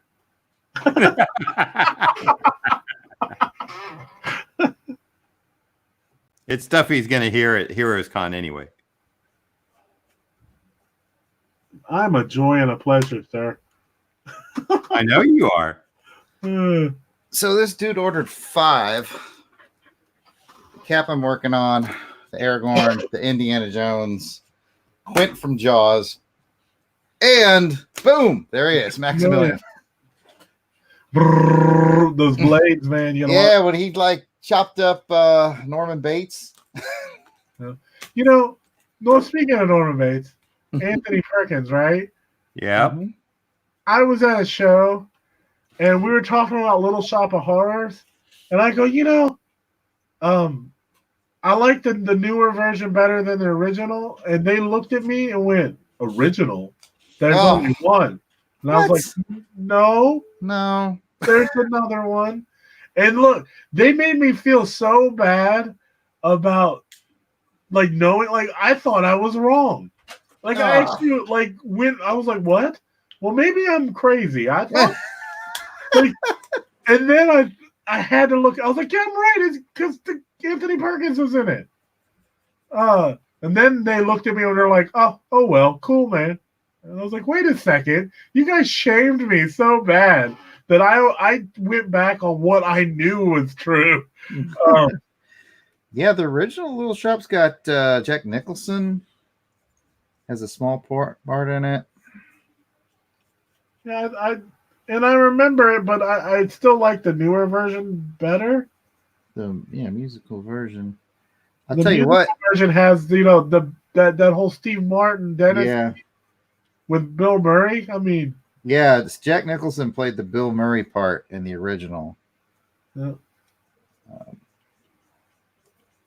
I mean, you don't get Steve Martin and Bill Murray together. That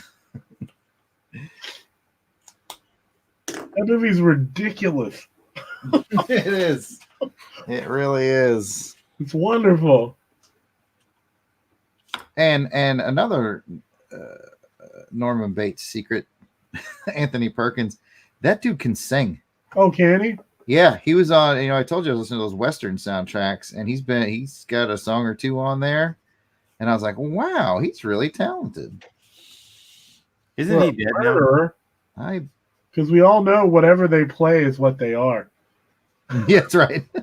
I don't know if Anthony Perkins is with us or not anymore. He died, but still, he was a filthy, silly serial killer. Because whatever they play is what they are. Yeah.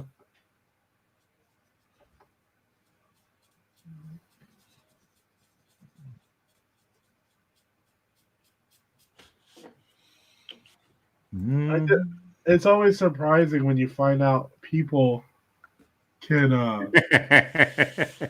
like have other talents that you don't expect. Mm-hmm. Like John Cena's a great pianist. I did not know that. He does this rendition of. I'm a big Pixies fan, and he does a rendition of "Where's My Mind" on piano. It's wonderful. It's wonderful. It makes me happy. And he just did this movie that he's like a smoke jumper. Right. And there's a piano in the background. And I tell my wife, I was like, look, I put money he plays piano in this movie. And she's like, why would he do that? I was like, because he's really good. And he did. He does. He plays like 2 or 3 songs. Oh, that's cool. Yeah. I love it. He's got them giant baby arms, but he does. He looks like a big baby.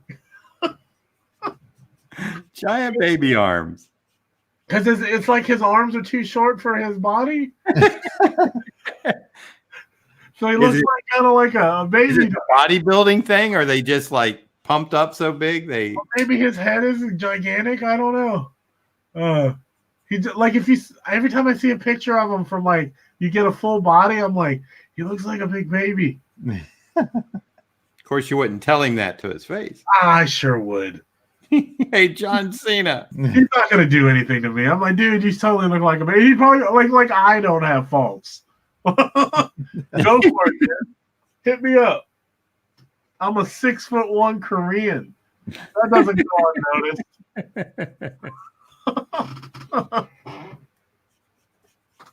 I think that by right makes you king of the country. Yeah. I think you're king of Korea, dude. Did you know that? You need to get over there and claim your yeah. That place is yours, dude. I am all of Korea. I am. It's like whenever I have Mark Hatherley over on my channel, I tell him he represents all of Bermuda. So that's what we got going on here. He's representing all of Bermuda. Oh wait, John, do it. Sing it for me. Bermuda. He's so good at it. It's a happy little happening kind of place that you vacation at. Come on, you know that, right, Drew? No. Paul Schaefer on the Tonight Show, or right. You mentioned that before. I remember Paul Schaefer. I don't remember that though. Man, For some reason, I kept thinking The Love Boat. I know. Does have a similar sound to it now that you mentioned it. Well, that could just be me. That could be. I used to love The Love Boat. Oh yeah, Didn't everyone? It was great. Love Boat and Fantasy Island was the yes. Remember when Mr. Rourke fought the devil? That was awesome. The plane. The Okay. plane. The plane. The plane. Mr. Herbe Villaches. I heard he was a real pain in the ass to work with. Herbe Villaches? Yeah. I heard he was big on the ladies. Well, yeah, I heard that too. And I heard Hervey got what he wanted most of the time. That's also what I heard. Well, that's cool, man. Hey, if you got it like that, man. Can't hate the player, hate the game. my man had 4 lines. Yeah. In the whole series. The plane. The plane. They probably got paid more than anybody there. He always said something boss, like whatever was going on that was bad. And then he got to say the plane. Tattoo. Let me know how they're doing in Suite 12. Wasn't he also, was he Twiggy? No? I have no idea. I used to love Twiggy. I do not know. Twiggy. Bitty. Attaboy, Buck. Do you remember that season of Buck Rogers when it became them on a space cruise ship? What's that about? When it what? When it became Buck Rogers on a space cruise ship. No. Yeah, I think it's the last season. It's like Wilma's like the captain, and like, yeah, it's like Buck Rogers went. Was this the Gil Gerard Buck Rogers? Yeah, he's in it, and I got stuck in Mike Zeck and I got stuck with him for 6 hours in the Denver airport, or not the Denver airport, the Colorado Springs airport. When we skipped out on Jarrod at Heroes Con. Sorry, mother. Hey, you got to be Buck Rogers, man. Jarrod can suck it. Yes, sir. I mean, yeah, I'll sign off on that. Actually, yeah. I am no Buck Rogers. Oh, it was great seeing Mike Zeck show Gil Gerard how to do talk to text. He thought that was just like the most incredible thing because he had to text his wife and tell her about being late, and Mike's like, "Do you ever do talk to text?" And he's like, "What are you talking about?" And Mike showed him, and he's like, "Imagine that!" And then he's texting his wife, and he's like, "Hey, by the way, I'm not typing this. I'm talking." I'm like, come on, Gil, you're from the 31st century. You're right. You don't know about this, man? Because like I said, we are what we act. That's right. Gil, if you're not doing it by hologram, I don't even want to know. I mean, you got robots, man. You know, he was a real likable guy. I bet he was. And you know who else I found to be a real likable guy? The couple of times I kind of ran into him in a green room or even talked to him at his table, or he came over and borrowed a pencil to sign his Sam Jones. Yeah, he's super nice. I like him a lot. Yeah. I heard he got in a fight with Lou Ferrigno. Yeah, that's something ongoing. I don't know. I met Lou Ferrigno, and I can tell you, I can see why.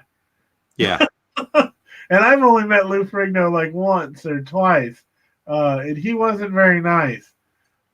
And I know Sam probably sees that guy 30 times a year. Yeah. So I can see that happening.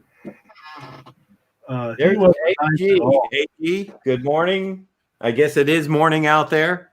You're a couple hours behind us, I believe. If you're going to diss on Dad Rap, it's Van Dad Rap, THAN, Del Regard. Sorry, I had to get in the chat real quick. Oh, no. Dissing on Dad Rap, using the wrong form of Van. That's right. I'll call you out on your spelling errors. Pick on Dad Rap. Uh-oh. The ongoing feud. Del Regard's a good What are dad. you, a savage? There, not there.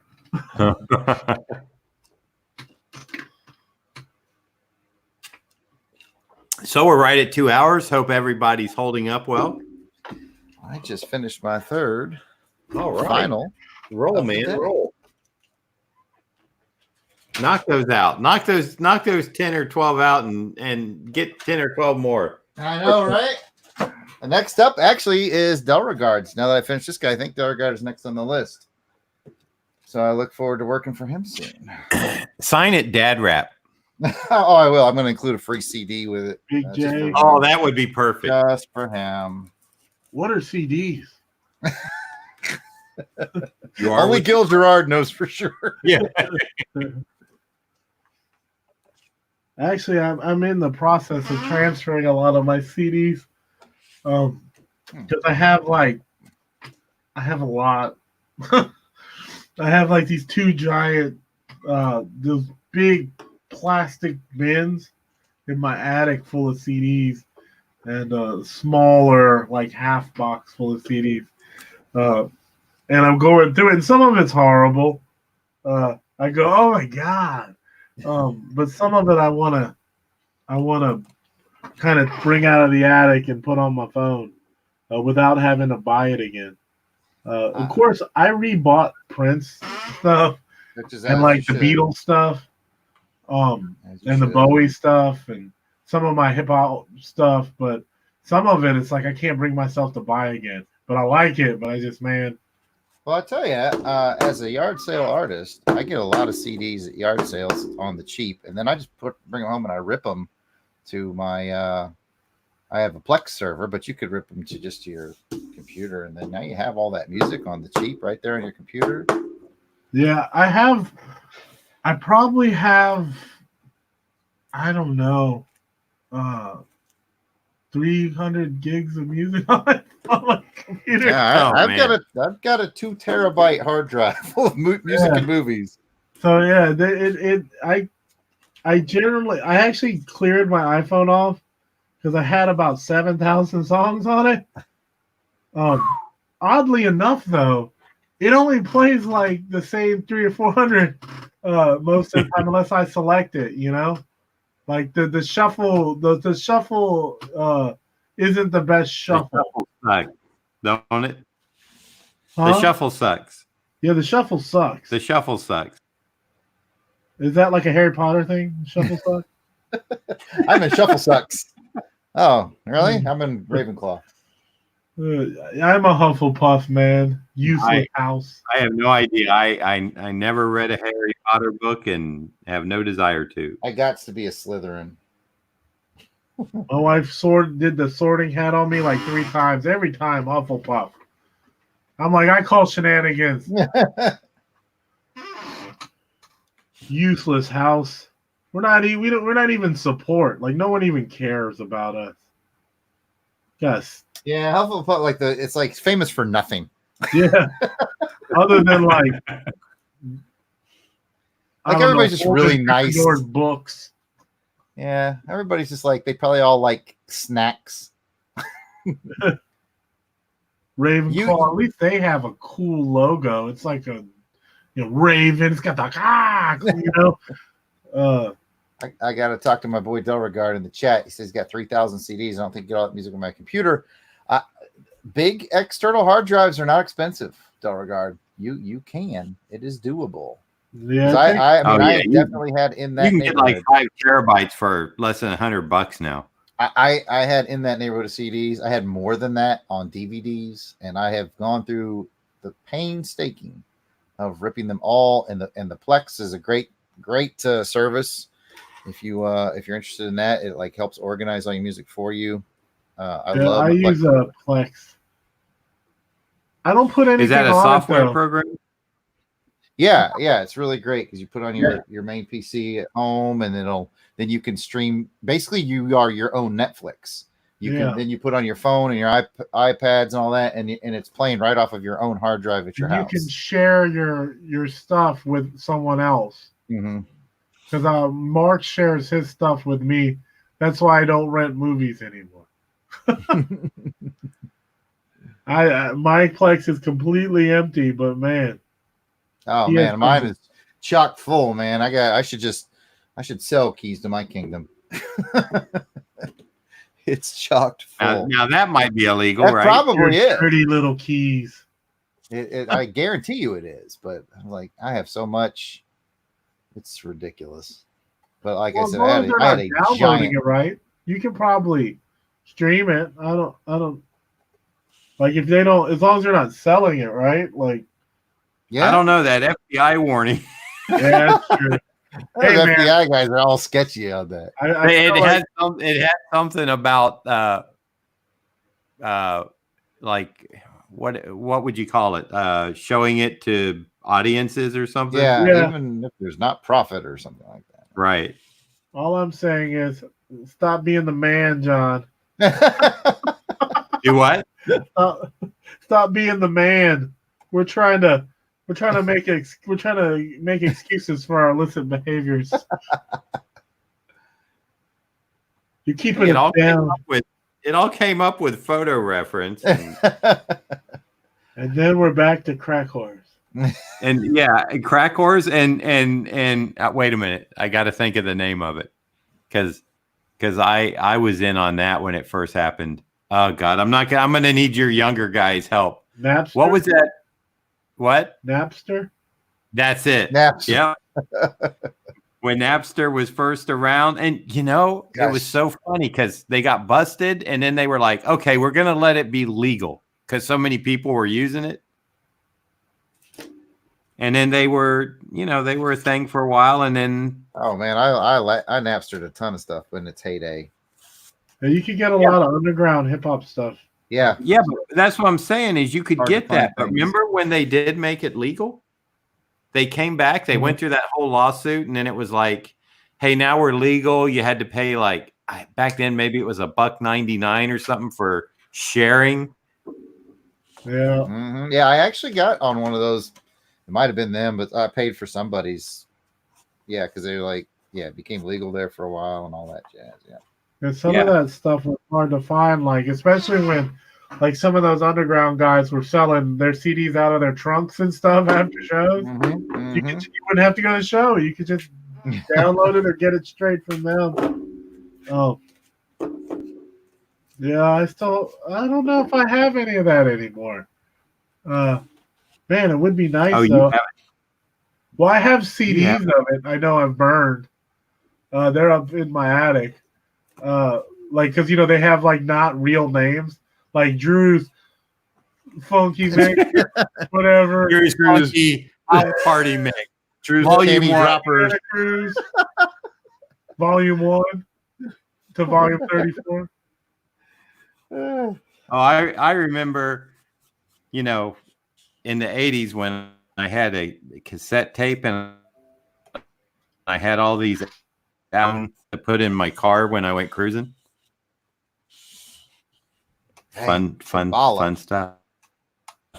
Then when you could burn your own DVD, that was cool too. Mm-hmm. Yeah, Napster, man. Old Napster. That was like when you were downloading something, you were like, other people would grab onto, you could see them grab onto yours. Yep. And download from your download. Yep. And you're like, well, I'm almost done. If this guy thinks I'm hanging around, he's crazy. I made some of my own music videos. I would take songs and then take footage from movies and spice it all together, make a music video, and people were downloading my music videos all the time. That was fun. Are you saying you were a celebrity, Jarrod? Why are you using past tense? Celebrity? Why are you using past tense? He is dad rap, so yeah. I mean, obviously. Big J. Oh, there goodness. goes. How many people have we lost? Well, boys, I have got to run some errands. We've been killing this for over 2 hours. I have finished today's project, so I'm gonna leave it in your capable hands. John, you're having some cut in and out. I do have some stuff tonight. I will be over on my channel with our friend Mark Hatherley drawing some stuff tonight at 5:00 Central. Lloyd says Rumble and Walmart parking lots. That's what I'm going to be best known for. That might be true. Hey, before I go, John, can I get a big board of your Spidey piece? I kind of want to see the entirety of it. Yeah. Oh man, that is very cool. It's gotta go through the white splatter and some Yeah. textural noise and That's great though. I mean, have you ever considered like comics as a living? no. No money in that. I talked to Drew and he told me there's no money in it. He said take a hard pass. No, Yeah. All the money is mine. Thank you for having me back on, John Drew. It's always a pleasure.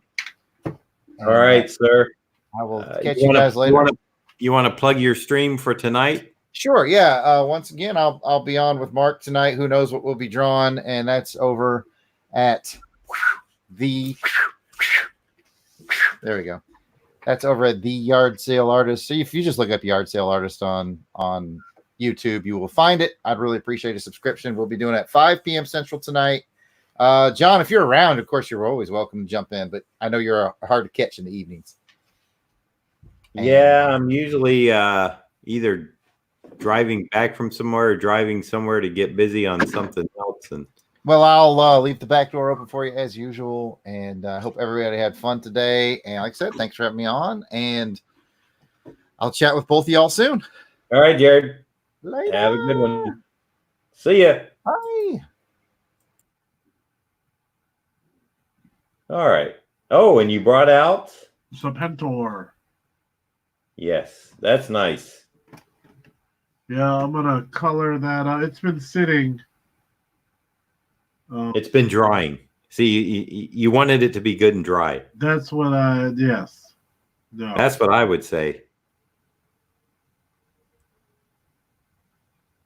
Ugh. In fact, that's what I did say. Do you ever get like messages from people like saying, I don't know, that they're down and out or this and that, and you know, if you could just send them some stuff, they would feel better? Oh yeah.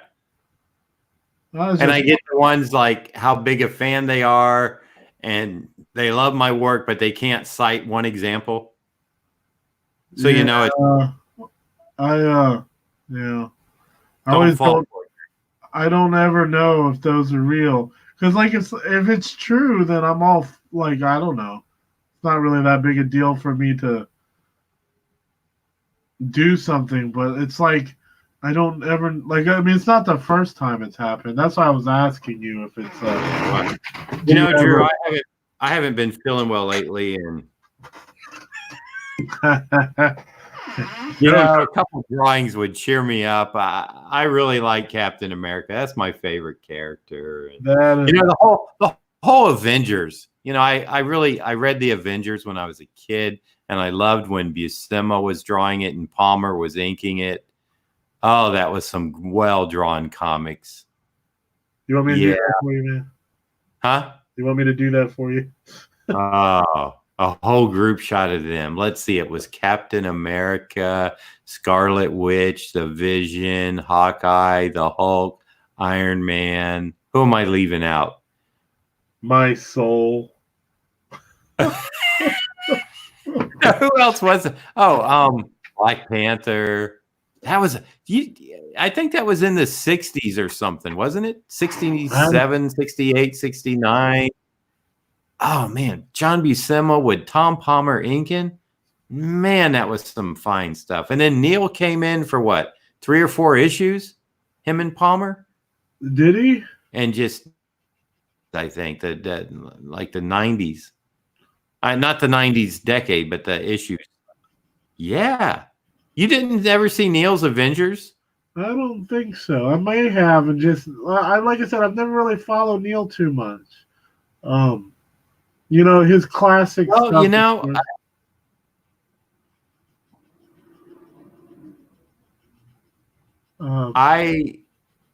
know, I mean, I got a huge respect for Neil. I just think there's certain things that you know, he kind of changed the way comics were done, and I don't know. It seemed to. He's definitely a pioneer. Of yeah, comics. but I can't say if he changed it for the better. I guess in many ways he did, but I kind of miss he kind of took some of the cartooniness or something out. Well, that you know how many times I've heard that like that critique on my work. You're too cartoony. You know, if you weren't so cartoony, uh, like it amazes me. Um, Not anymore, but it used to. Just how much I would get that. And then when I did the work for Star Wars Adventures, which is more of a kid's book, Right. they were like, "Well, can you're not cartoony enough. You'd probably be better at the Marvel stuff than this, but if you can dumb it down a little bit, we'll hire you." And I was like, "Yeah, I can do that." But I was like, it's crazy because the people at Marvel who do that were like, "You're not realistic enough." Yeah. I don't even know. That's why I stopped worrying about it. Because like you said, maybe Neil was the catalyst of all that. Like where you couldn't have. Well, I'm just saying in general that newer people. Style. It's kind of like when the West Coast guys came in, people started emulating their style. But when Neil came in, then you have a bunch of people suddenly drawing this like very hyper realistic anatomy. Yeah, that and that forced perspective. He did a lot of forced perspective. Which is okay, but you can do it too much, you know? Yeah, you can. You can do anything too much.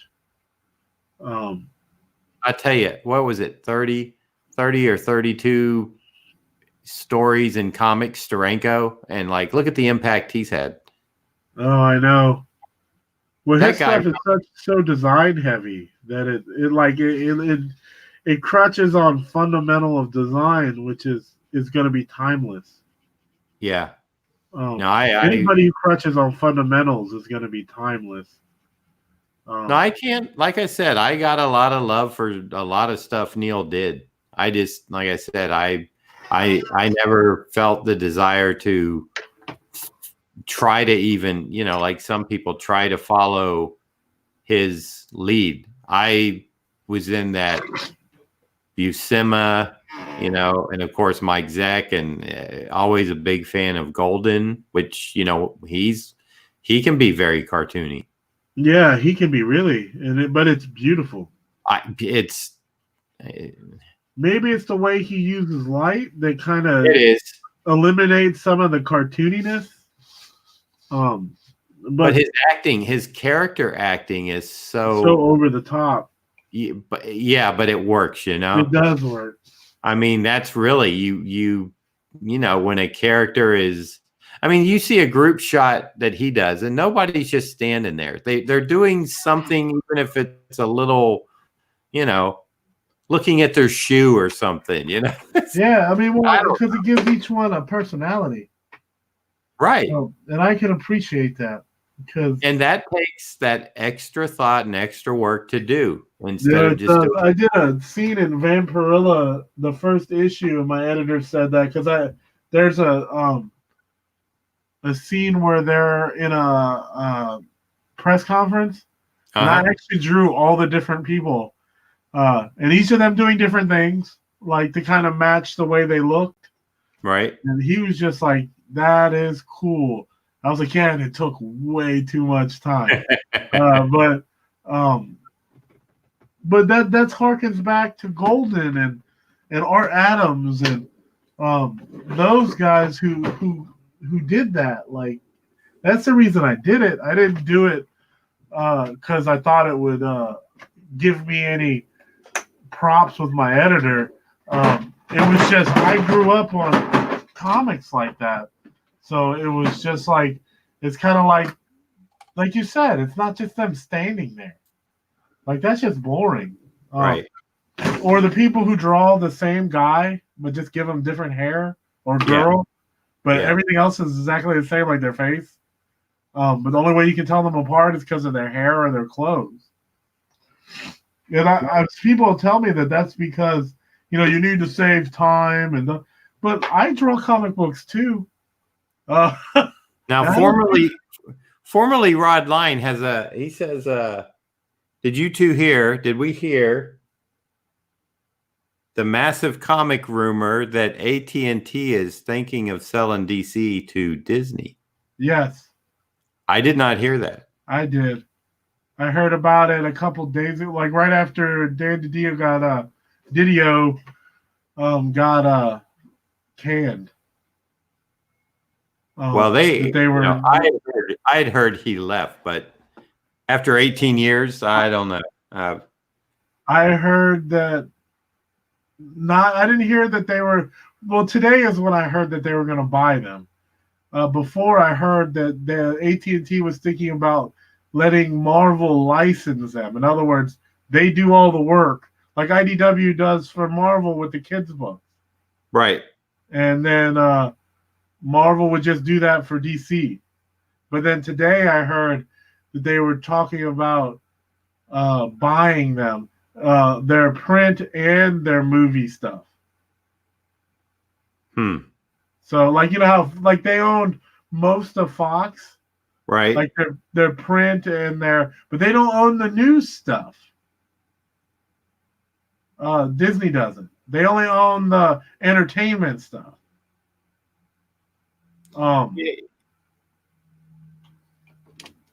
Yeah, boy, if Disney starts owning everything, that could be not a good thing. Now they already own almost everything. It's crazy. I know. But I mean, I don't know. Maybe they can stop, like, you know, because DC kind of has this whole house style thing going. Yeah. And they've had that for a while. I mean, they've had it since Dan has been editor-in-chief, right? Mm-hmm. Maybe that goes away. I think that's a benefit for DC. Like, them kind of being like Marvel, where you don't have to draw a certain way to get it work. Right. Or tell a good story, you know? I think that's a benefit for DC if they do that. Because it doesn't pigeonhole them into this whole vanilla, I don't know, aesthetic. Not that the people who draw there don't draw amazingly well, because they're some of the best in the business that work there. But there is a definite similarity to their, not the main books. I'm not talking like Mitch or Doc Shader. I'm talking about like the B-level books. Right. They all kind of look the same. Yeah. You get lost, like I do. Like, who is that? Insert Brazilian guy. No, I'm joking. But I'm just saying, like, I get lost in the B books. I don't know. They all draw alike. So people are like, do you know so and so? And I'm like, what does he draw? And they're like, well, this book. And I'm like, I thought that was this guy. But the A books are different. They hire, like, you know, real diverse people, but it's those B level books that just all look the same to me. It's true. Yeah. I've never said that out loud. I feel weird about saying that. Oh, well. It'll be a while before this catches up with you. Oh, sure.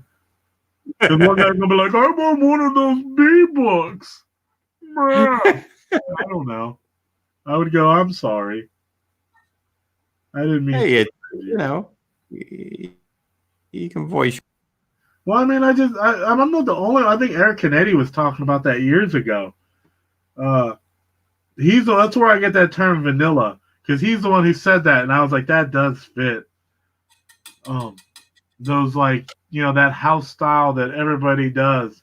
It's kind of like, it doesn't push any boundaries, nor does it stimulate you to the point where you're like, this is interesting. You know? At least Marvel, though sometimes their books can be a little, you know, well, it's marketing. You know, people trying to make money, but they tend to, their styles can jump, like, from one to the next. You never know. And to me, a lot of those stand out just because they're so different. I may be biased too. Well, I never really cared for Alex Ross's work until he moved over to Marvel. Now I got a different appreciation for it. I was never like a big Alex Ross fan, but man, once he started doing Marvel covers, and I think he infused some Kirby into it. Oh yeah, you okay? I mean, like the newer. I do. I love Kingdom Come. I will say that. I was a huge fan of that book. I still am. But I see your point. You're right. It did get it got more energetic. It definitely had that like old school Kirby feel to some of it. So yeah, I totally agree. I never really equated it to him going to Marvel, but now that you mention it, yeah, I see that.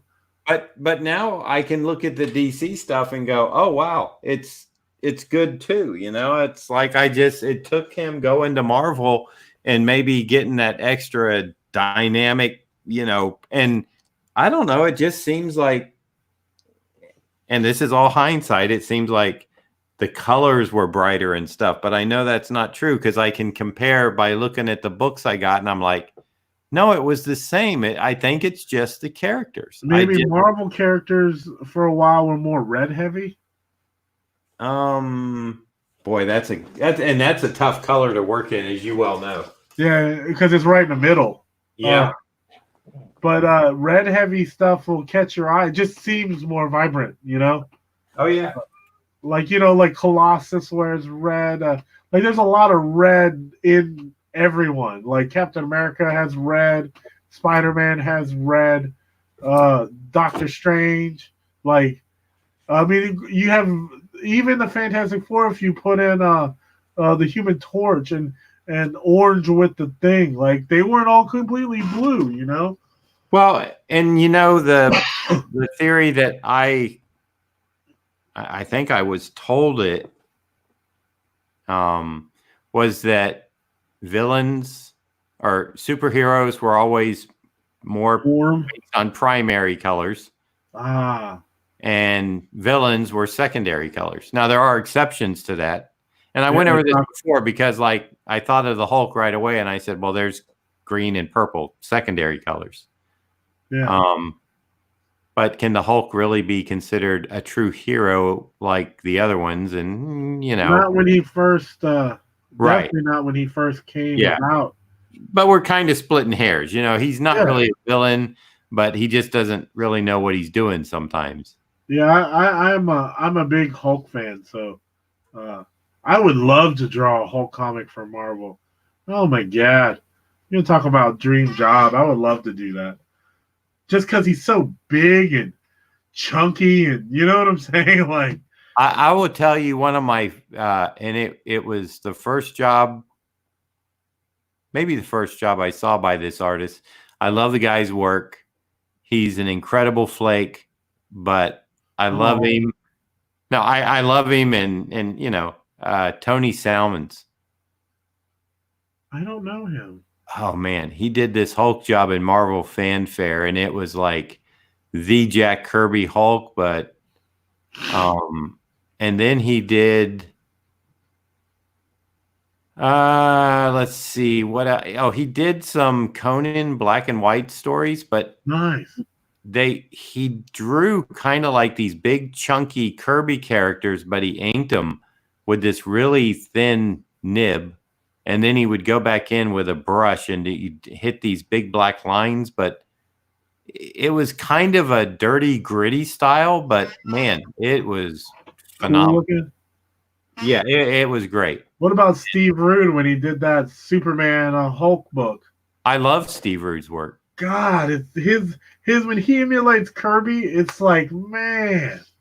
I still to this day, I don't know what the deal is. Like, I kind of feel bad for him because I feel like he's one of those guys that just doesn't get any accolades or anything.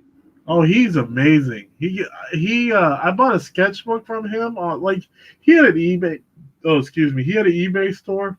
Yeah, where he was selling like art and sketchbooks, and I bought a sketchbook from him, and months had passed. And it's Steve Rude. I know it's his account. It even says Rude Steve or Rude the dude or whatever. Right. Yeah. And I know it's him, so I'm really hesitant to say anything. Eventually, though, after about He a might year, go off on you. I say, hey, man, I'm a huge fan of your work. And I ordered a book 10 years ago. Yeah, I ordered this book a year ago, and I haven't really heard anything about it. I get you get busy. I'm an artist as well. Same thing happens to me. So I just wanted to bring it to your attention. And, man, he was super nice. He was like, oh, my gosh, I'm so sorry. I don't even do the eBay stuff. I have an assistant that runs the eBay stuff. And I didn't know that you had ordered something. So he sent me like 3 or 4 sketchbooks on top of the one I ordered. Well, I'm going to have to type an email to the dude.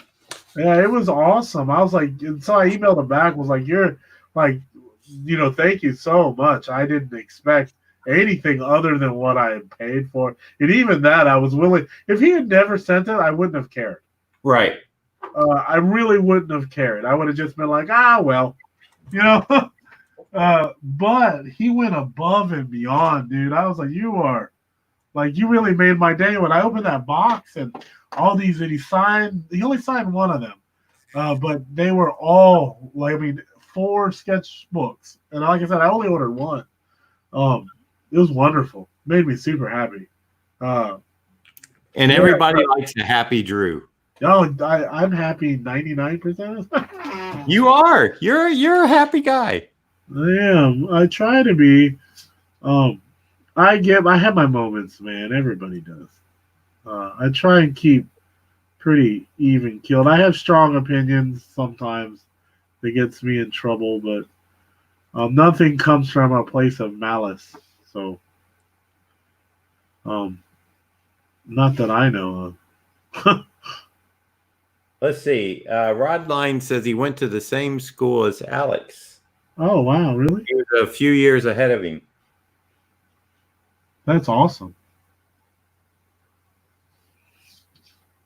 And there was a teacher that had a big influence on him there. Well, his mother was an artist, and I know that kind of. And she was good from some of the fashion paintings. I guess she worked in gouache too. Yeah, a lot of the advertising people worked in gouache back then because it was, it was easy to work with and it dried fast and. Yeah, you could reactivate it with just water. Just like watercolors, but it kind of has that acrylic consistency, Mm-hmm. But not quite. I like gouache because sometimes if you work it right, it always looks wet. Yep. And I like that. I like that quality. It doesn't translate to everything, absolutely not. But I like it. And sometimes, I don't know. Yeah, I guess it's just a acquired taste because not everybody likes gouache the way it looks. You're right. That does design. Didn't Brian Stelfreeze come from fashion design and stuff? I'm not sure. Comics. I think Hoyt told me that. That's where he started from, and then got into the comics. I like how I say that, like it's a shame that he got into the comics. Yeah, that's the gateway drug. Is that fashion? Right. Then he took the wrong turn. Well, the sad thing is, most pros that I know, we all have this weird, love-hate with comics. Yep, it's true. When you do them full time, it's like you wouldn't do anything else, but God, would you do something else? Exactly. I know, right? I love doing it, but man, God, man, I wish something better would come along. Yeah, but I don't know. It's a weird love-hate thing for sure. I even I felt bad because I was in a mood, and I was at a show, which is a bad place to be in a mood. Uh, and this young gentleman came up, and he was like, "Do you have any advice for someone like me who would like to get in comics?" I was like, Are you used to crying? Do you like to cry? Because if you do, yeah, you're ready, man. You're ready for comics. Do you own a box of tissue? Because man, comics will break your heart. Buy stock in them. Buy stock in those. Yeah. I mean, like you can't be weak in spirit to do comics like full time. It is it's highs and lows. It's definitely an emotional roller coaster. Oh yeah. And there comes that time, because we all let ourselves get pushed around a bit, but there comes that time where you finally have to just put it out there, risking your job and stuff, and stand up to an editor that's trying to, I don't know if bullying's the right word, but no, bullying is the right word, because they do. I was going to say manipulate you. Yeah. Or like they put a threat out there that's not really true, but it's enough to worry you that you're not going to get work again. Right. I got into this huge argument with the editor over the phone. Only reason I can tell you when it happened, it was the same weekend Force Awakens came out. Because I was at the comic shop, my local comic shop that I go to, and he called me, and we got into this argument of untruths, is what I'm going to call it. And I got so mad that I was screaming at him. He was screaming at me that the guy who owned the shop, because I was in front of his shop, had to come out and was like, "Look, dude, you need to calm down before someone calls the police. Because you're being like," because I was letting the language, I was mad. And then eventually I got to the point and I was like, "Look, man, I'm going to go see Force Awakens. I'll call you in 3 hours." And I did that. I went and saw Force Awakens, and I called him back, and we continued fighting. All right. Now, where were we? Yeah. Well, that kind of didn't resolve. Like, I got my way because it was about a deadline that he had given me and then was going back on. Right. And I was like, "Dad, you can't do that. Like, you're cutting 3 weeks out of the deadline and then expecting me to have this done in like 4 days? Not gonna happen." And then he was telling me how irresponsible I was, and I was like, "Hold on." And I am, as you can see, I work a lot. Yeah. So when someone tells me I'm being lazy, I lost it. So yes. You get to that point where you're just like, I can't take it anymore. I just can't. Like, I took all your crap this whole time, but like, this is it. Like, ugh, gross. Hey, I'm gonna say hello to, let's see, the Gray Man, who I saw last night on the 1,000 plus subscription celebration for Metrorog. Hello, Gray Man. AG is in the house. He's got a 12 pack of markers coming to his house today. Sweet. The Prismacolors? I think that's what he means. Sweet. That's all you need. And poor Mike says we're still going strong, and he's on to his next service call.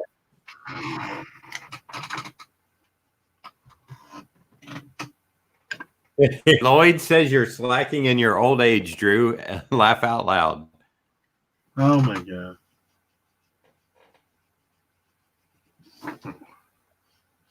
So let's see. What do we got? Can you? It's coming up on, huh? Oh, I was gonna ask you. Oh, Go ahead. oh, I was gonna ask you. Have you like when I don't know if you remember because you've been doing comics for so long, and you kind of started out like right out of high school, right? Yeah, when I graduated, see, because I'm born, my birthday's May 6th. So I'm kind of one of those, I graduated right when I turned 18. Okay. So because I'm like that, what would maybe a spring baby, so I'm not into the summer yet. Yeah, because I wanted to ask you because like when I was trying to break in, like Right. I mean it was a good 8 or 9 years to be honest, John. Just like getting better, trying to get work before I went full time. Um, so I've been to a few shows. I met quite a few people, good and bad. Um, but one thing I did notice, because this is speaking to doing comics full time. Not to say that someone who doesn't do it full time is any less, because if you're doing comics at all, it's unreal. Like it's a lot. Um, but I will say when I went full time, like there's like a camaraderie Oh yeah. with Yeah, other people who do it full time because it's like kind of like a yeah, you know how it is. right. Like yeah, like it's definitely a like a brother and sisterhood. You're just like yeah, because when they find out you do it full time, they're like, oh really? And then all of a sudden you can talk. Mm-hmm. I just want to know if you experienced anything like that. Like I said, when I got in at 19, kind of young, so for me, That's what I'm thinking. You wouldn't have really gone through that. well, I was still at 19. I would say I was kind of nervous being around all these guys and people that were doing comics that, just like 5, 6, 7 months, a month ago, I was like, wow, this is cool. And then when you break in and you're like meeting them in the halls of Marvel and DC and you're being introduced to them, it's like they don't know me, Yeah. but you I get the still introduction. get that, John. Well, I mean, I don't expect some people to, I don't remember everybody I've been introduced to. Yeah. You can't. I mean, as many shows as you end up doing, like sometimes you can't remember them day to day. Right. And I've seen people get really offended by that, but it's like, dude, I see you once a year for like 10 minutes. The other 40,000 people at the other 80 shows I've been to, it's just hard sometimes. And it's not like a personal thing. It's just like, man, I'm sorry. I'm sorry. Yeah, it's but once you get in there, then you kind of get into your little, it's almost like a high school thing. You kind of find the people you click with. Okay. And then there's a few that either you don't click with them or they're kind of still like loners themselves. Yeah, that's true. Not everybody wants to hang around people. Right. And I always thought, for the longest time, I thought like, oh, it must be me. I'm the new guy, so it's like, I haven't paid enough dues yet. But no, it's just they were the older guys then. I was the young kid coming in. They had a family. They had kids. They had stuff they had to do. They couldn't just. Yeah, you forget that other people have lives. Exactly. You're like, oh yeah, I forgot. They're human beings too. I mean, I always like, now that I have an office and I get out of the house, but like when I lived in Orlando and stuff, I don't know, my neighbors must have thought, I did nothing or I was independently wealthy or something. I will say when I used to go to PTA meetings a lot with my eldest son, I don't do PTA anymore. But with my eldest, we did a lot of PTA. I would always get that, hey, what do you do for a living? Because that's the first thing anybody asks. Yep. And I'm like, oh, I draw comics. I usually say I'm an illustrator because I do more than comics sometimes. And then it leads to, what do you illustrate? Well, I'd always get, comics like Spider-Man, Superman, Batman. I'm like, well, no. And then I'd tell them what books I was working on, and they'd go, oh. And the look on their face was like, oh, so you're a bum. I get it. You just sit on your couch all day. And the gray man is trying to guess who you're drawing. I am drawing Serpentor from G.I. Joe. Oh, yep. He just came in with Or Serpentor. That was it. Somebody kept saying it was what's his name from Conan? Copperhead or a member of Marvel's Serpent Society. I like the Serpent Society, but no, it's a Serpentor. Copperhead's cool. I like when he had that fight with Starman in his antique shop, and they were talking about cameras. That was that old Jack Knight Starman, the Tony Harris one. Right, yeah. Also the comic that had the time traveling Hawaiian shirt. Mm-hmm. Yeah, I love that. I love that book. It's so ridiculous. It's wonderful. Sorry. It's all right. That's what that bacon hair will do to you. I am just dying. What'd you say?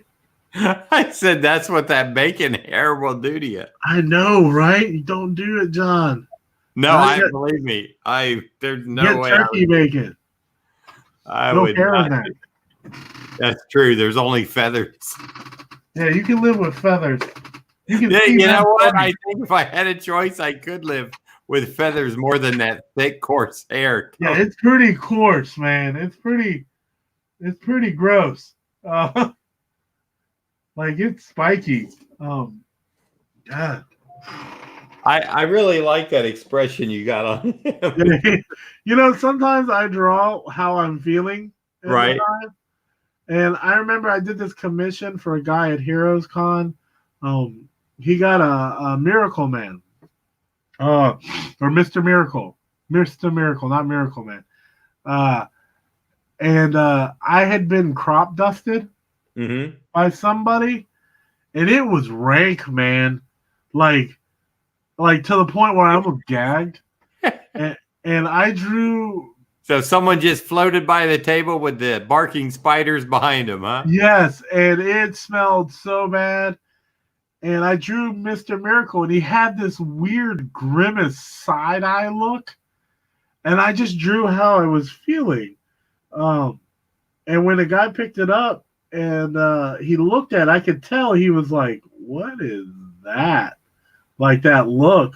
And I said, you're wondering why, right? Like why he looks like that? And he goes, yeah, I kind of am. And I told him, I was like, I was crop dusted, and that's how I felt. And then he just started laughing, and he was like, that's awesome. That just made that special. So, yes, that's Mr. Miracle smelling farts is what you got.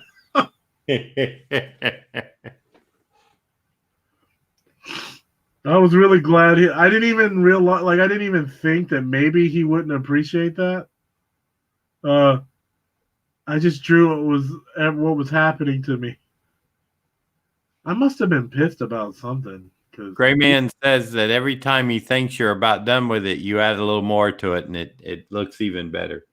Yeah, this isn't even close to done. Well, it's not that far off. Now, that paper looks like a flesh color, so you already got like a base tone for his face, right? Yeah, it's sort of. Like I used to do that. Like I would say that that's the lightest part, and then I try and leave highlights. And now it didn't work out.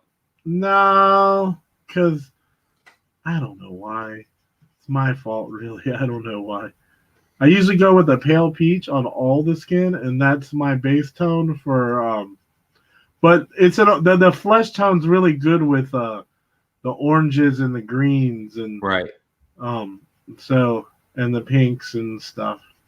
So that's the main thing. Well, main reason why I did it. I'm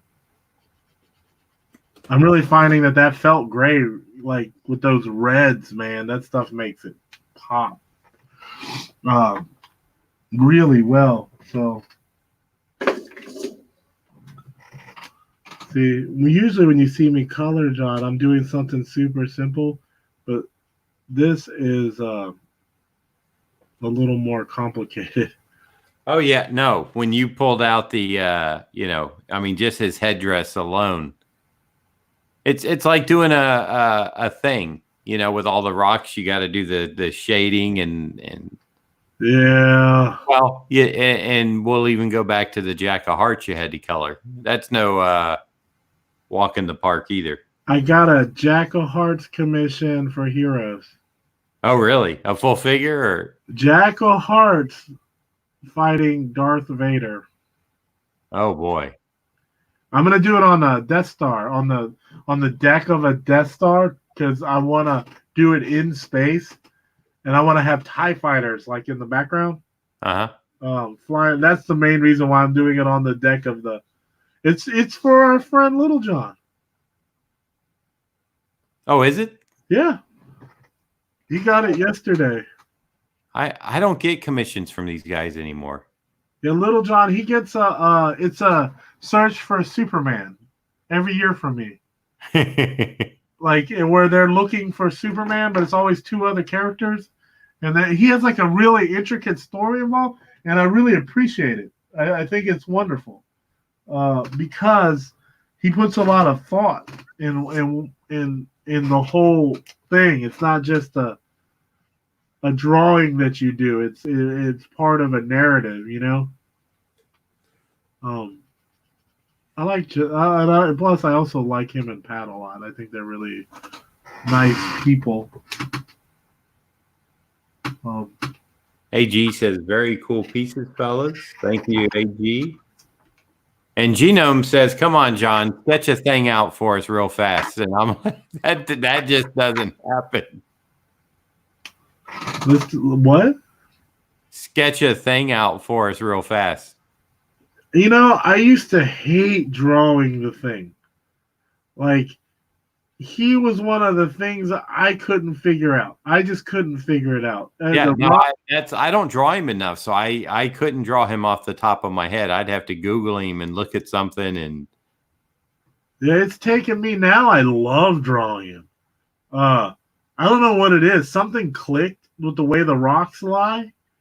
And I'm good. Like, I actually enjoy it.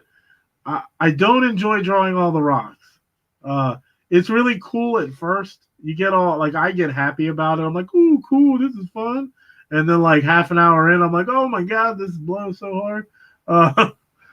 But it took me years to just kind of figure out, which I'm sure people like John Byrne, Mike Ringo, or Olivia Copio, who did a fantastic thing, like fantastic floor covers. They kind of nailed the thing the first try. Right. Man, I don't know how they do it. I kind of got to laugh a little bit because formerly Rodline says, Drew, if you find the time. Yeah. Don't challenge me. It'd be interesting to get a list of your flesh tones and which you use for base, highlight, etc. I think I can. Well, I was going to say, I'm sure you said you keep that one as kind of maybe your base tone, but it's going to change from character to character, right? It generally does, but if they're like, and it matters what kind of light is going on, being as, and what the paper is, but generally, I do use a pale peach as a base. Then I use a light blush for the the warm areas around the nose and the cheeks. For the cooler areas on the face, I use a light sky blue, which is this one, which I'll do now. But the key to doing this is okay. Pale peach is your base. What? Pale peach is your base. Pale peach is my base, and I go down with the base first. Right. And then usually I go in with the warms of the nose and the cheeks, like where the blood is more prevalent. And what they do is, and I know, and Rod, I think you're the guy who does like the character designing and stuff. Yeah, Rod. He's a guy that has done some artwork. So you know about the facial temperatures, right? Like the gold to warm, green, to blue, pink, and then to the blue. And generally I'll do the blues down here. I lay the base, I do the warm and the blue, and then I come in with a thing called Dusty Rose, which is kind of a light brown with the mixed with the or pink. So that's where I'm getting this tone here. But I'll lay this blue first. So then what's I can your blue? blend it in. What's your blue? The sky blue. It's 202, a light sky blue. And then I take usually, let me find it. I know I have like 20 of them.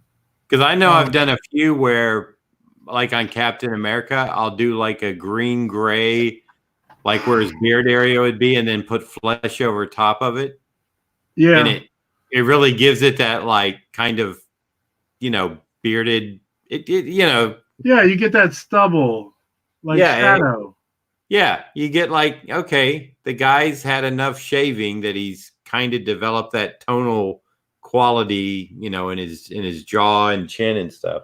Yeah. And like, and then here's the scary part is when you do this, like you can't be afraid to go with your cools even on a lady.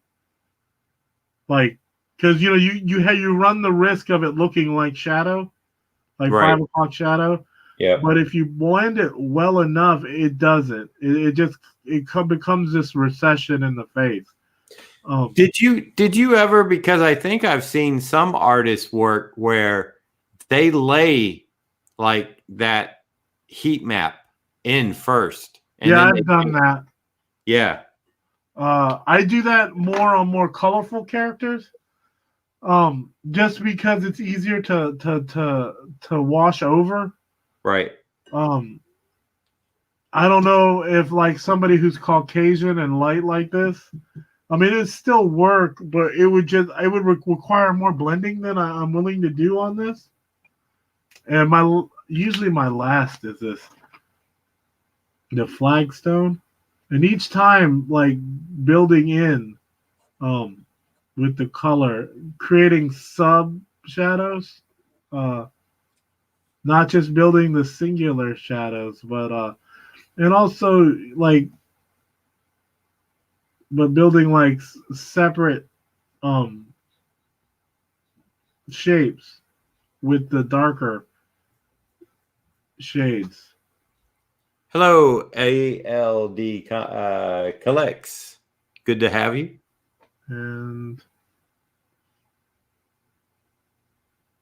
sometimes I even with the eyes, I'll take like let me see if I have it here. I do. I have every color here. I don't know why I'm acting like I don't. I'll take like a lilac, a light lilac, and I'll go around these eyes here. And you can't see it on the camera. Yeah, no, but I know what you mean. Some of those markers are so pale. It's so subtle. And then even then, like, see, that's what I was telling. I think we were talking about this a couple days ago. Caucasian skin it's got so much. Yes, that's right. GLHG. You got here about at the end. Yeah, we're almost done. I'll go in with a cherry, but I'm gonna go since you're pretty much, I think I'm done. So I'm gonna let the crowd get a full view of you putting the final. Now, in the warms of your nose, do you have certain go-to colors? Yeah, it's usually a light blush, which is in a Prismacolor number. I believe it's a 10. It is a 10. Yeah, blush pink. Yeah, I like when I like that they kind of numbered them like Pantone. Yeah, I know all the numbers. They're easier to find by number than they are by color. I still got to do his teeth, and like the teeth, I would use a Deco blue, and then I would.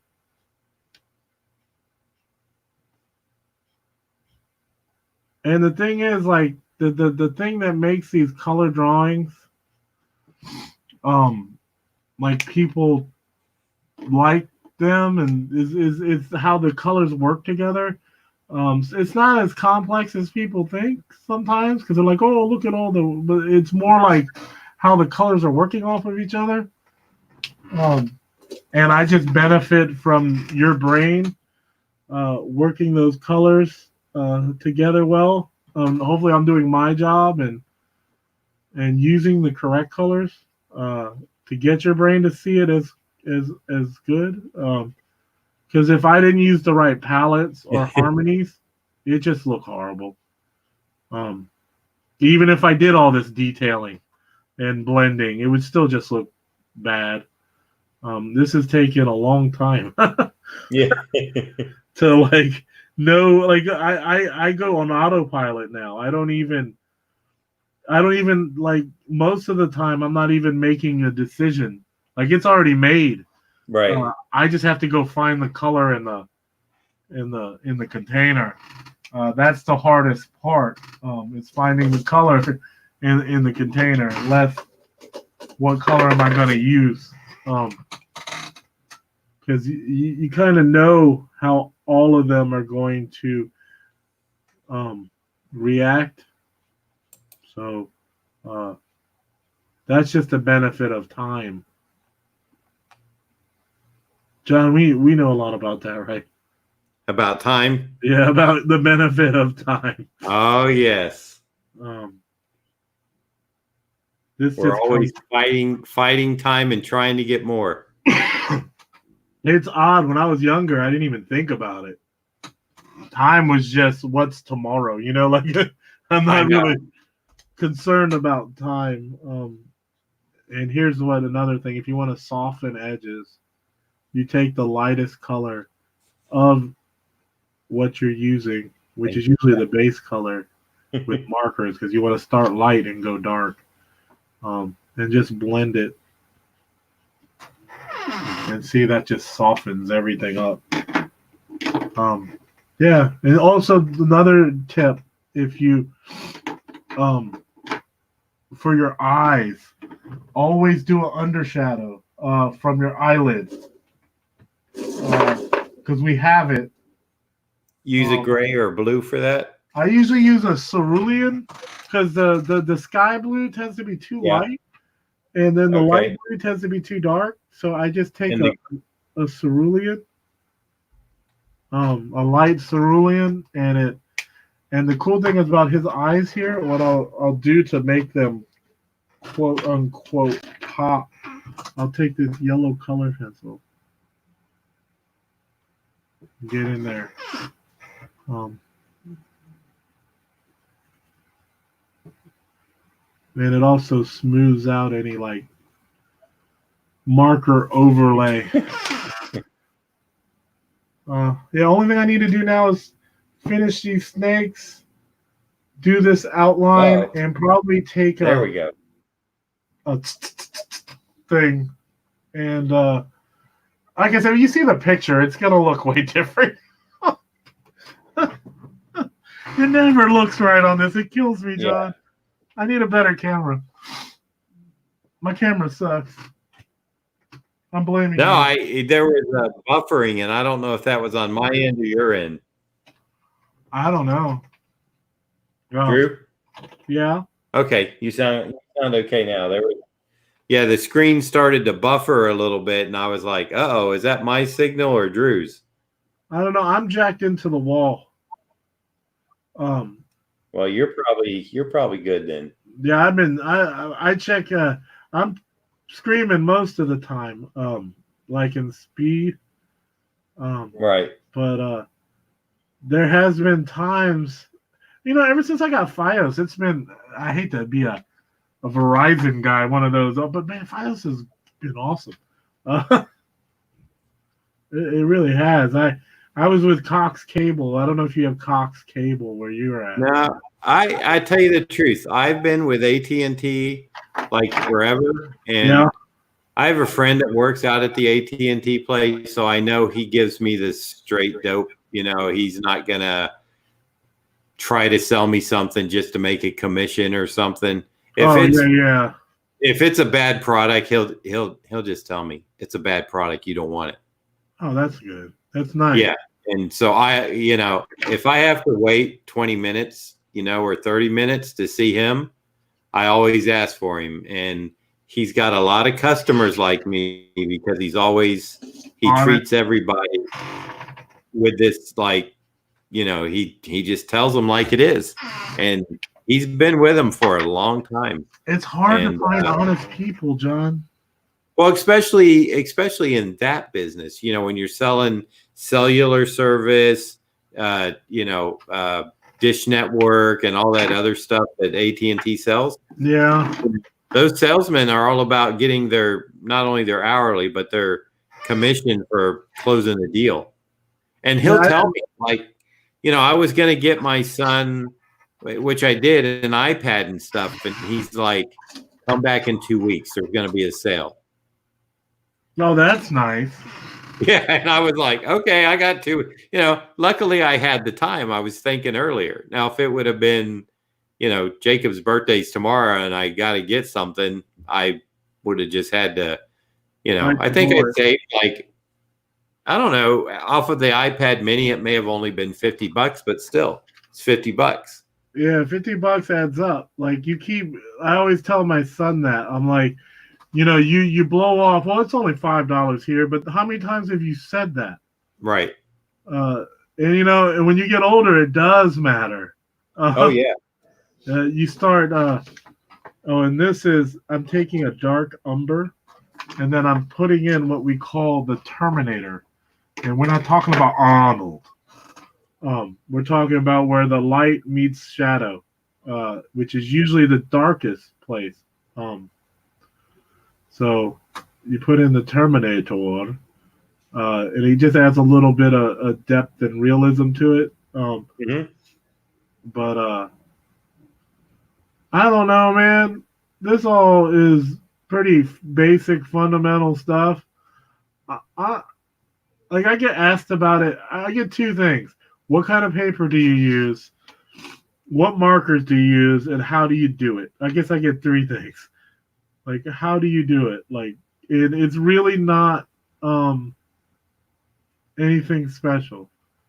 But like Rod says, you could do like one and have a course. You could show people what you're using, how you do it. But the thing, I would love to if I could get paid for it. Well, hey, we can discuss that. There's all sorts of way to market it. Online. Well, I got the Skillshare. I'm a Skillshare ambassador, right? But I don't ever advertise that. I have my own Skillshare thing. It was Instagram, man. I'm telling you, I get all these sponsorship things, and that means you can give out like 2 months or something to people free. Yeah, and I get like $15 every time. Not when somebody buys. Just when they sign up for that free trial. Oh, I didn't know that. Yeah. How many did they give you? What do you mean? They gave me a Skillshare link, and whoever does it. Oh, okay. Because I thought doesn't matter how many. Sometimes I heard people say, "I've only got it's for the next 50 people." No, this one is for. Oh well, no. Sometimes they do specials where like they'll be like, okay, this month we're doubling your what do you call it? Your affiliate Your commission. We're doubling your commission. So for your next so many, you get double. So you would get like $30 every time someone. And like I said, they don't have to sign up. You actually get more when they do. But if they don't, you get like a base of $10 or $15 per person. Right. So like they just have to sign up and say they don't want it, and then you get paid. Cool. But I've had that for like a year, and I've never. I should really push it. I have my own link and everything. But I don't use Skillshare, so I don't know. Like Yeah, I feel bad pushing something I know nothing about. You know, I signed up on someone's affiliate link and used the 2 months free or whatever. Yeah. And I found that most of the courses I was looking into, the people that were teaching them were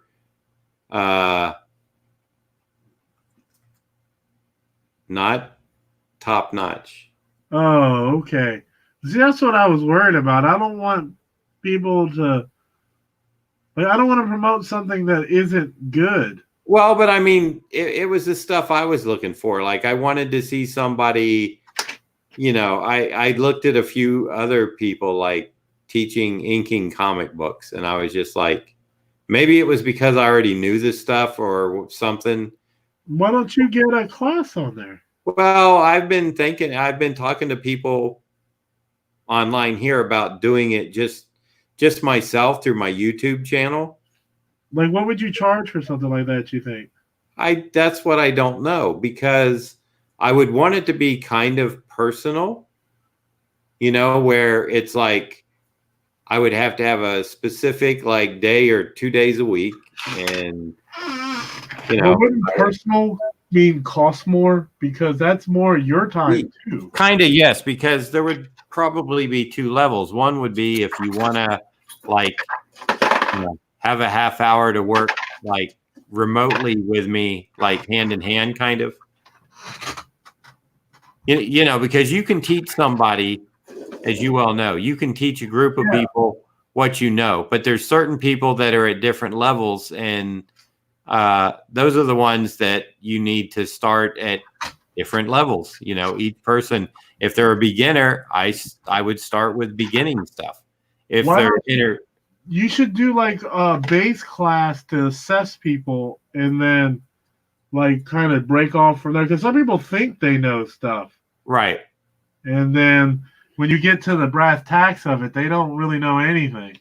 Well, some of the people in the room here have heard me talk about doing a beginning class, an intermediate, and then like an advanced. And beginning would really be the beginning, like what are the most, you know, used tools, and how do you use them? And, you know, you don't start going right into inking a full-blown penciled figure in a beginning class. You learn different ways to shade and to turn a form and stuff like that. Yeah. You seem like you put a lot of thought into this. Well, I mean, it's in my head because that's the way I learned. And it's like, people like to go and ink a figure or a scene or something, and that's all well and good, but I try to keep them. Try to explain to them, you need to learn the basics first, because you're jumping too far ahead. I agree. You have to learn the basics first. That's why, you know, you can show people your marker technique, but that doesn't mean they're going to be able to put it down like you. You've been doing it for years. Yeah. And I mean, there's nothing wrong with that. It's like, you know, there's nothing wrong with doing it as long as they realize that they're not going to be you in the matter of, say, a 2 or 3 hour course.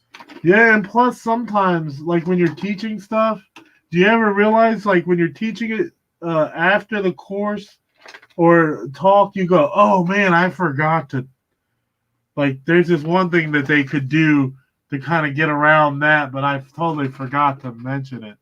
So when you do that, then that's one thing that, like, not necessarily, like, you can teach later. Yeah, do what, Drew? Like, sometimes I'll forget something. Like, I'll remember after. Right. Uh-oh. Well, I would basically set mine up where I would try to figure out what's the best day, and I would just do a time, and it would be recorded. So if somebody can't make it, there would be a recording of the lesson, and I would, hey, this is what we're going to work on this week. And then during the week, maybe it would be like if someone wants a half-hour block of my time or something to, like, dig deeper or something, then there would be a charge for that. But I don't know where the price range is, and I've often thought about doing stuff like that for sequential portfolio reviews. Yeah. But they take longer, Yes, everything. I mean, it's, even a half hour goes by quick. I mean, so it's, realistically, it would probably be an hour, Man, I don't know. Like, what you would charge for that? Time to do some research. Well, I know some people, they just do a course, but there's no access to the instructor, and they'll put it up for $20, $30, and it's got all the little modules. Okay, here's inking with a nib, here's inking with a brush, here's this, here's that. You get about maybe 3 hours of video. So, let's say it's $30. That's $10 an hour.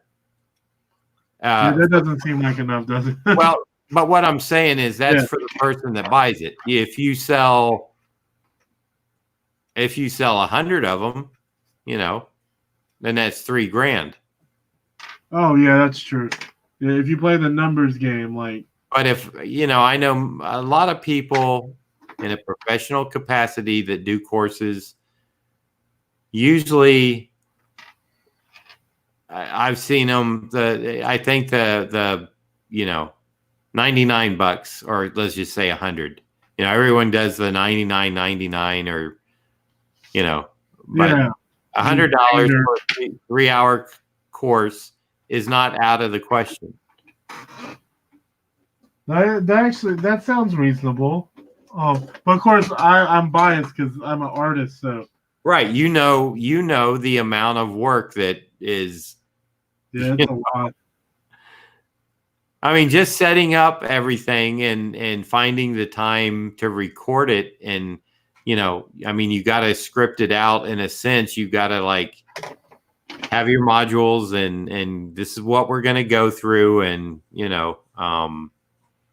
it may be boring, but look, it wasn't all fun and games when I was a kid practicing. No. I sat and drew lines with a brush, very nice, Drew. There, I just thought I'd share it. Looking good. But you know what I mean? It's like I do. That's what I was curious on, like what you would charge, or I don't know. You've thought about it way more than I have. Well, because I've been approached before. A friend of mine approached me about, would you be interested in doing this? And I said, well, I don't know. And here's the other thing. Comic book inking is not like it used to be. So am I selling a dead course? I wouldn't necessarily feel good about that, but what I would do is try to make my inking course just inking, although, because people are going to ink even if it's a hobby type thing, right? Yes. So I would generate it towards learning all aspects of inking, but it may lean heavily into comic book inking because that's where, that's what I'm known for. Yeah, because you have to stick in your market. Right, but what I'm saying is it's a dying market. So I wouldn't want to sell people something that I know is not going to do anything. I mean, it's up to them. It's like, well, I mean, some people may be entertainment in a sense that it's a hobby. And that's what I said. It's a hobby, so it's still good information. And to be honest, inking is one of the hardest parts, because it's a more finished medium, Right? Like as in pencils, like you can erase, you can change, but with ink, like you have to make decisions that are going to last. And some of those decisions could mean you starting all over again, or it could mean a successful drawing. But either way, inking is not only a technical skill.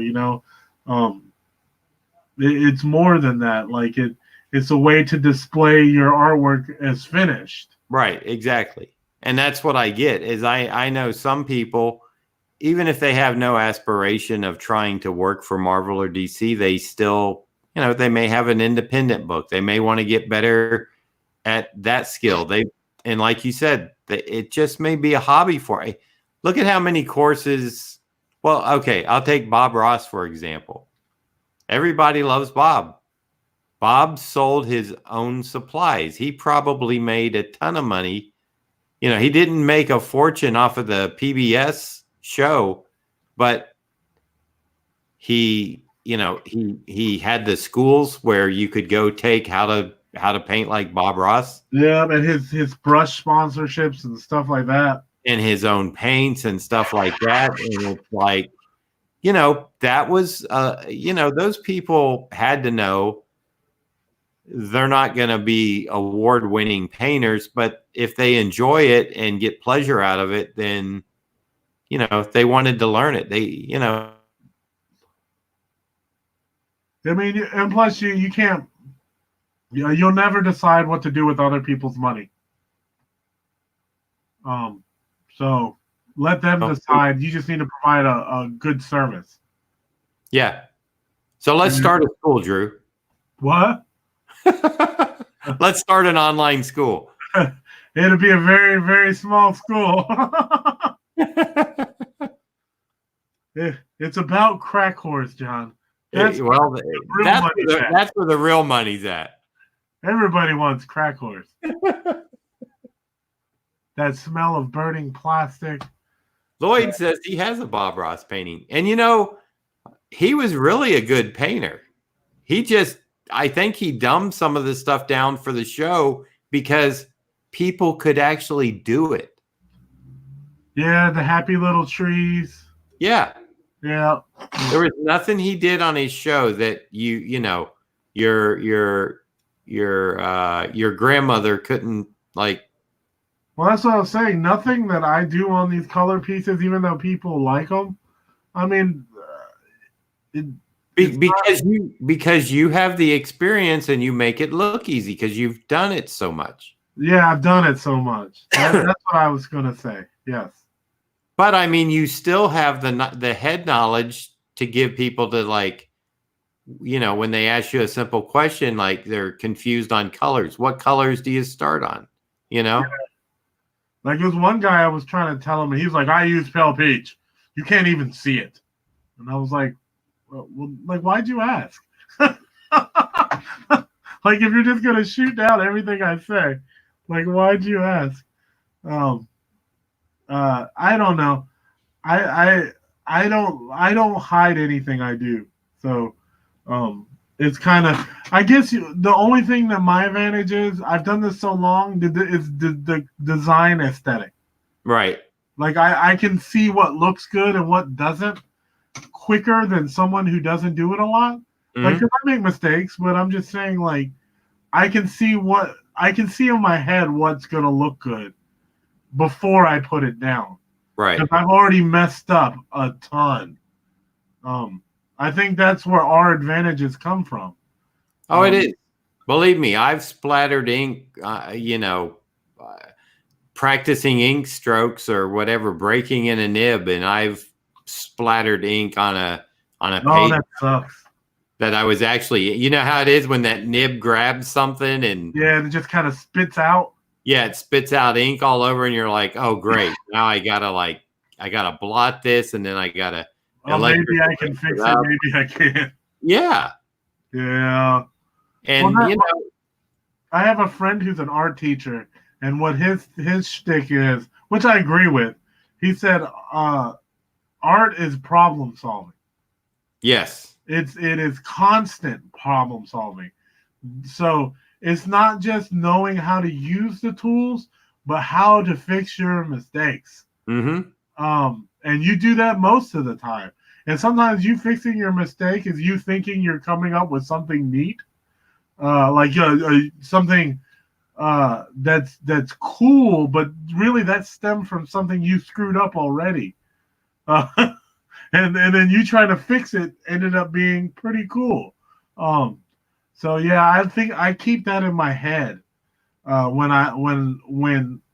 I'm drawing. Like, it's okay to make a mistake because that's what art is. I mean, you said it yourself when you first started coloring your commissions. You weren't using all those multiple layers of color. No, I wasn't. You were doing like a coloring book, you said. Yeah, I just color and then just do flat colors. Right. Like one color for shadow, one color for base, and then I might throw a paint marker in there because I thought it looked cool. And then you gradually began to experiment and add more. And a lot of artists I watched, and they weren't marker art. I watched other artists like painters and pastel artists, and charcoal artists, and watercolor artists, and acrylics and oils. I watched all these other artists, and I took their techniques and those things and did them here. So that's why I always say do everything, or at least experience everything. Yeah, no, definitely. It all contributes.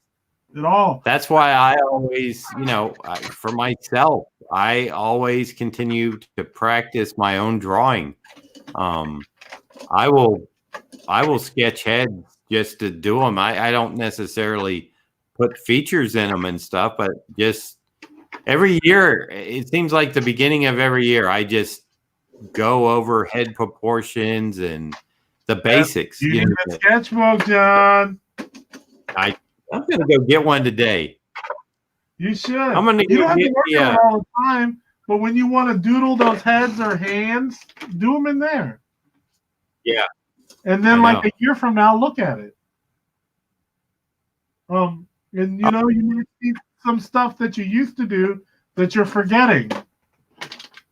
Oh, I know. That's the thing is, and you probably experience this too. If you don't go back, and I think Steve Root is one of the people that I've heard say this. You're constantly learning. You need to go back, relearn, and repractice. It's true. His real sketchbooks, the ones he keeps, are amazing. Yes. They have like fabric and color palettes in there, like beautiful.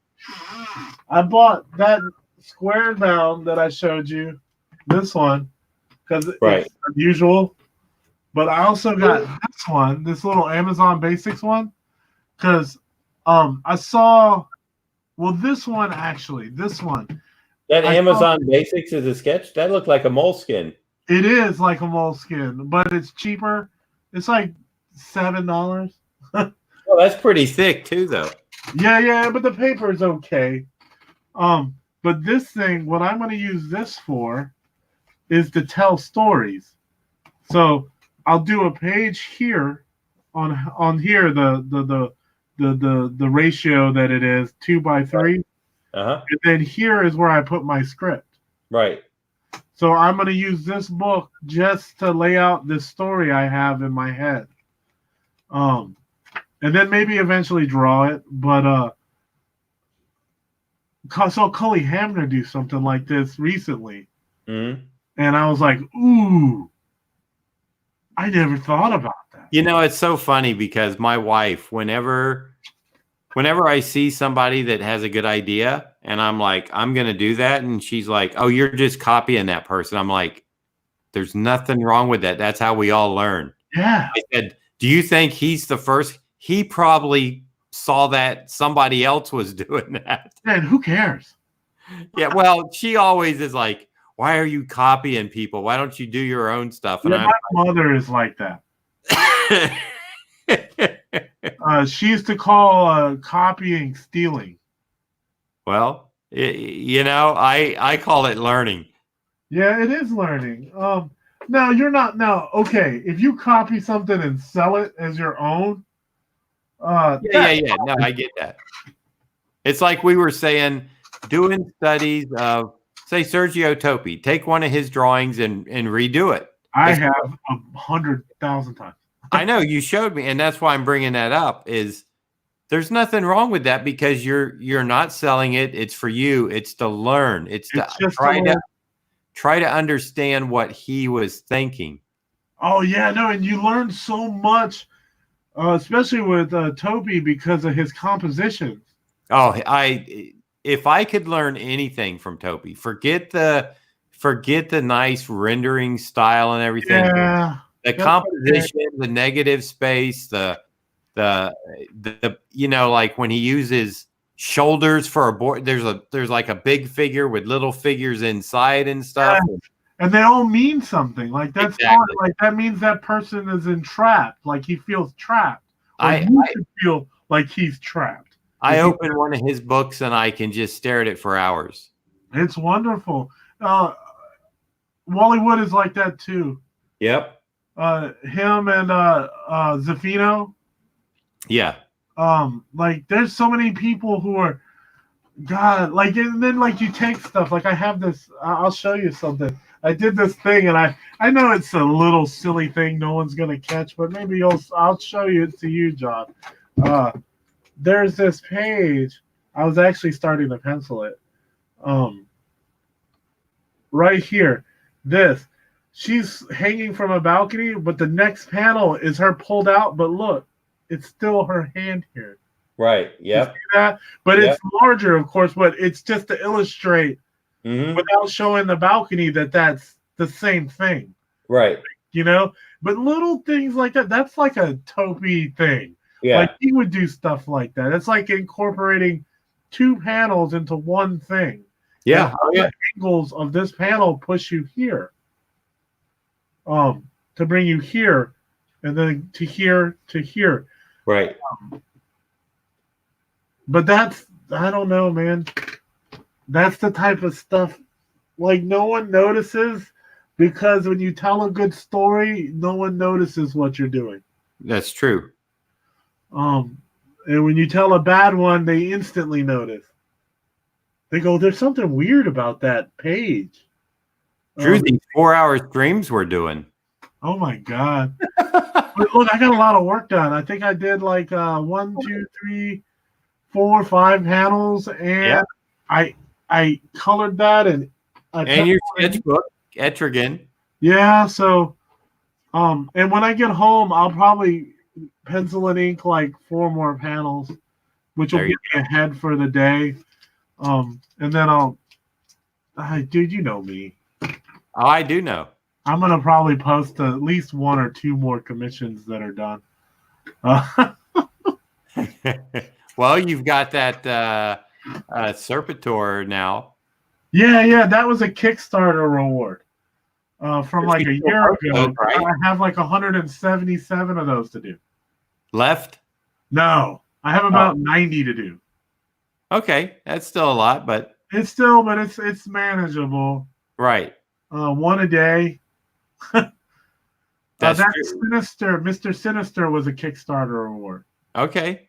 Like some of them are commissions and some are rewards for that Kickstarter.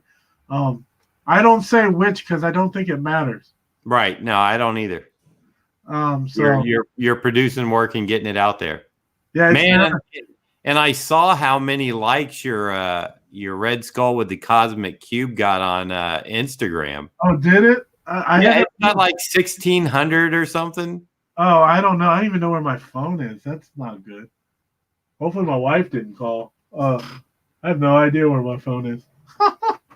Oh, there it is. It's on the floor. There it is. Did it? Some of them just take off, John, and some don't. Oh yeah. No, I know. I did that night thrasher. I thought that was gonna take off, and it didn't. But yeah, you're right. It's like 1900. Oh, is it up there now? Because I looked at it like when I woke up this morning around 4:30. Yeah. And it was. That was fun. That thing right there, I did that at like 1 a.m. Well, I finished it. I started it in the car. Yeah, I really like that. But I'm doing another one because this guy saw it, and the only reason I'm doing it now is because it sounds like I had this great idea of him laughing and like holding his hands like this, right? And then like with the hands facing you, with the light peeking through his fingers, and then with him laughing maniacally, would just look cool. Hey, now that skull with the that's like a torso, right? That's not a headshot. Oh, that's a bust. Yeah, that's what I count as a bust. That's what I'm saying. You can't just. That's not a head. No, that one was actually wasn't that much. I think it was 150. I added the cube as a prop. Right. I usually don't charge for the props. Well, the cube was a great idea. Yeah, especially with that hand. And to be honest, the hand and the cube cover most of the body. Yeah, but I mean, it's a great composition, so it works. Yeah, it works well. The hand is my favorite part because that's my hand. I love that too because you got that. It's coming at you, but it's like under you. We're looking underneath, Yeah, it's hard to do those sometimes. That's the one you said you photographed your own hand, right? Yeah, like this. Yeah. That's my go-to. Like, geez. That's my go-to. I don't even have to think about it, dude. And then that works like this too. Right. Yep. But I have a bunch of my hand. I did a Spider-Man drawing last year, and I had his arms going back with the webbing, and I couldn't visually figure it out to save my life. So when Ron was here one weekend, he came down on a Saturday. I said, I'm glad you're here. I need to figure out how I can put my arms behind me as Spider-Man holding onto the webbing. So I had him take pictures of me so I could figure out how the fist would, That's what you do, man. Like, you can't. I've asked friends to do it. Yeah, no, I know. Like when I was younger, it was like, oh, you got to draw from your head. No, you don't. Why? No, why do you frustrate yourself like that? Yeah, no, reference is people use reference all the time. Yeah, your favorite artist does. And if you don't think he does, he does. Exactly. That's true. They all do. And there's nothing wrong with it. It's wonderful. It makes for better Believe me. Believe me, Michael Golden could not draw those helicopters from the Nam without reference. Mike Zeck could not have drawn all those guns in the Punisher without reference. I actually bought a model tank because I had to draw this Sherman tank 1,000,000 times in this comic. So I couldn't find any reference that was dynamic enough, like a lower angle or a higher angle, because all the pictures online are pretty much straight on tanks. So I just went and bought a model, put it together, and I took the pictures I needed. Like, oh yeah, definitely. Like, you got to do that stuff. Like, no shame in that. No, and you know what? People that have a 3D program, you can buy a model of almost anything. I've done stuff in SketchUp with cars. Yeah, I tried SketchUp, but I could never get the hang of it. It is hard to rotate things. Yeah, but like, I mean, if you have a motorcycle, it's like you can buy somebody's rendered like Harley Davidson, whatever motorcycle, and then you can twist it and turn it in whatever position you need. Well, John, with skulls, I have this. Well, I showed you the this, but look at this. I can't find that. Look at this thing. If you ever find that skull again, that's cool. What's in there? And I do this so I can see the planes, and I get rid of the tags. And it's not like you can't do much with it other than this. And what I do is I put it the way I want it. Like with that red skull you saw. Right. I gotta get it right. I'll do this, and I'll get the angle because that's close to the angle. Even though I tilted it, and I'll do that, and then I'll boop, screenshot, and then this, photos. I'll crop it up so I don't have all this unnecessary stuff. Right. And then I'll just most of the time I'll just hold it like that. Yeah. Just like that. But it's like if I choose to keep these colors on, I don't get confused where the planes hit.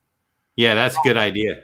Now, what it won't help you with is this. The angle needed to be more like this. Right. And it won't place your eyes.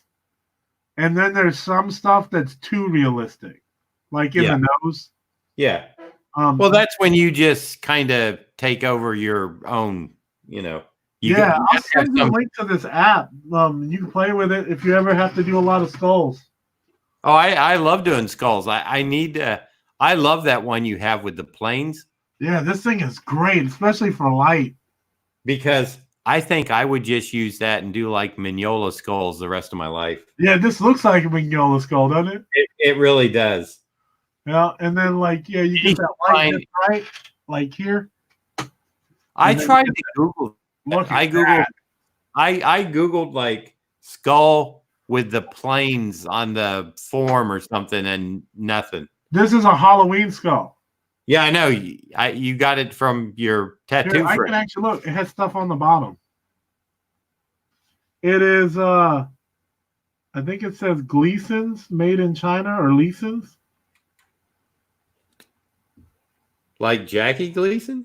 Yeah, I think so. It's copyright Gleason's or Leeson's. I think it's Gleason's, but it's like smudged here. Right. Or Leeson's or Peason's or something. You know what though? I bet that's something that, Well, if I ever see another one, I'll grab it for you. It's great. Yeah, it's one, and it wouldn't be this great if my friend didn't spray paint it gray. Yeah, that really makes it. Because it is like, if you look, it's purple. Yep. And it's got like sparkles in it. But he, like I said, he's gonna sugar skull it. Yeah. But I was like, man. And as I'm getting a tattoo, I'm like, what's that? I like that. And he's like, oh, you can have it. I have like 6 more. So yeah, it pays to get tattoos sometimes. It does. Well, let's wrap up now. All right. I'm gonna have to. Let's see, what time do we got? 2:01. I gotta pick up my son. Yep, I gotta do the same thing. I hope everybody learned something today, whether it was crack whores or markers or inking or drawing. Yeah, and hookers are nice.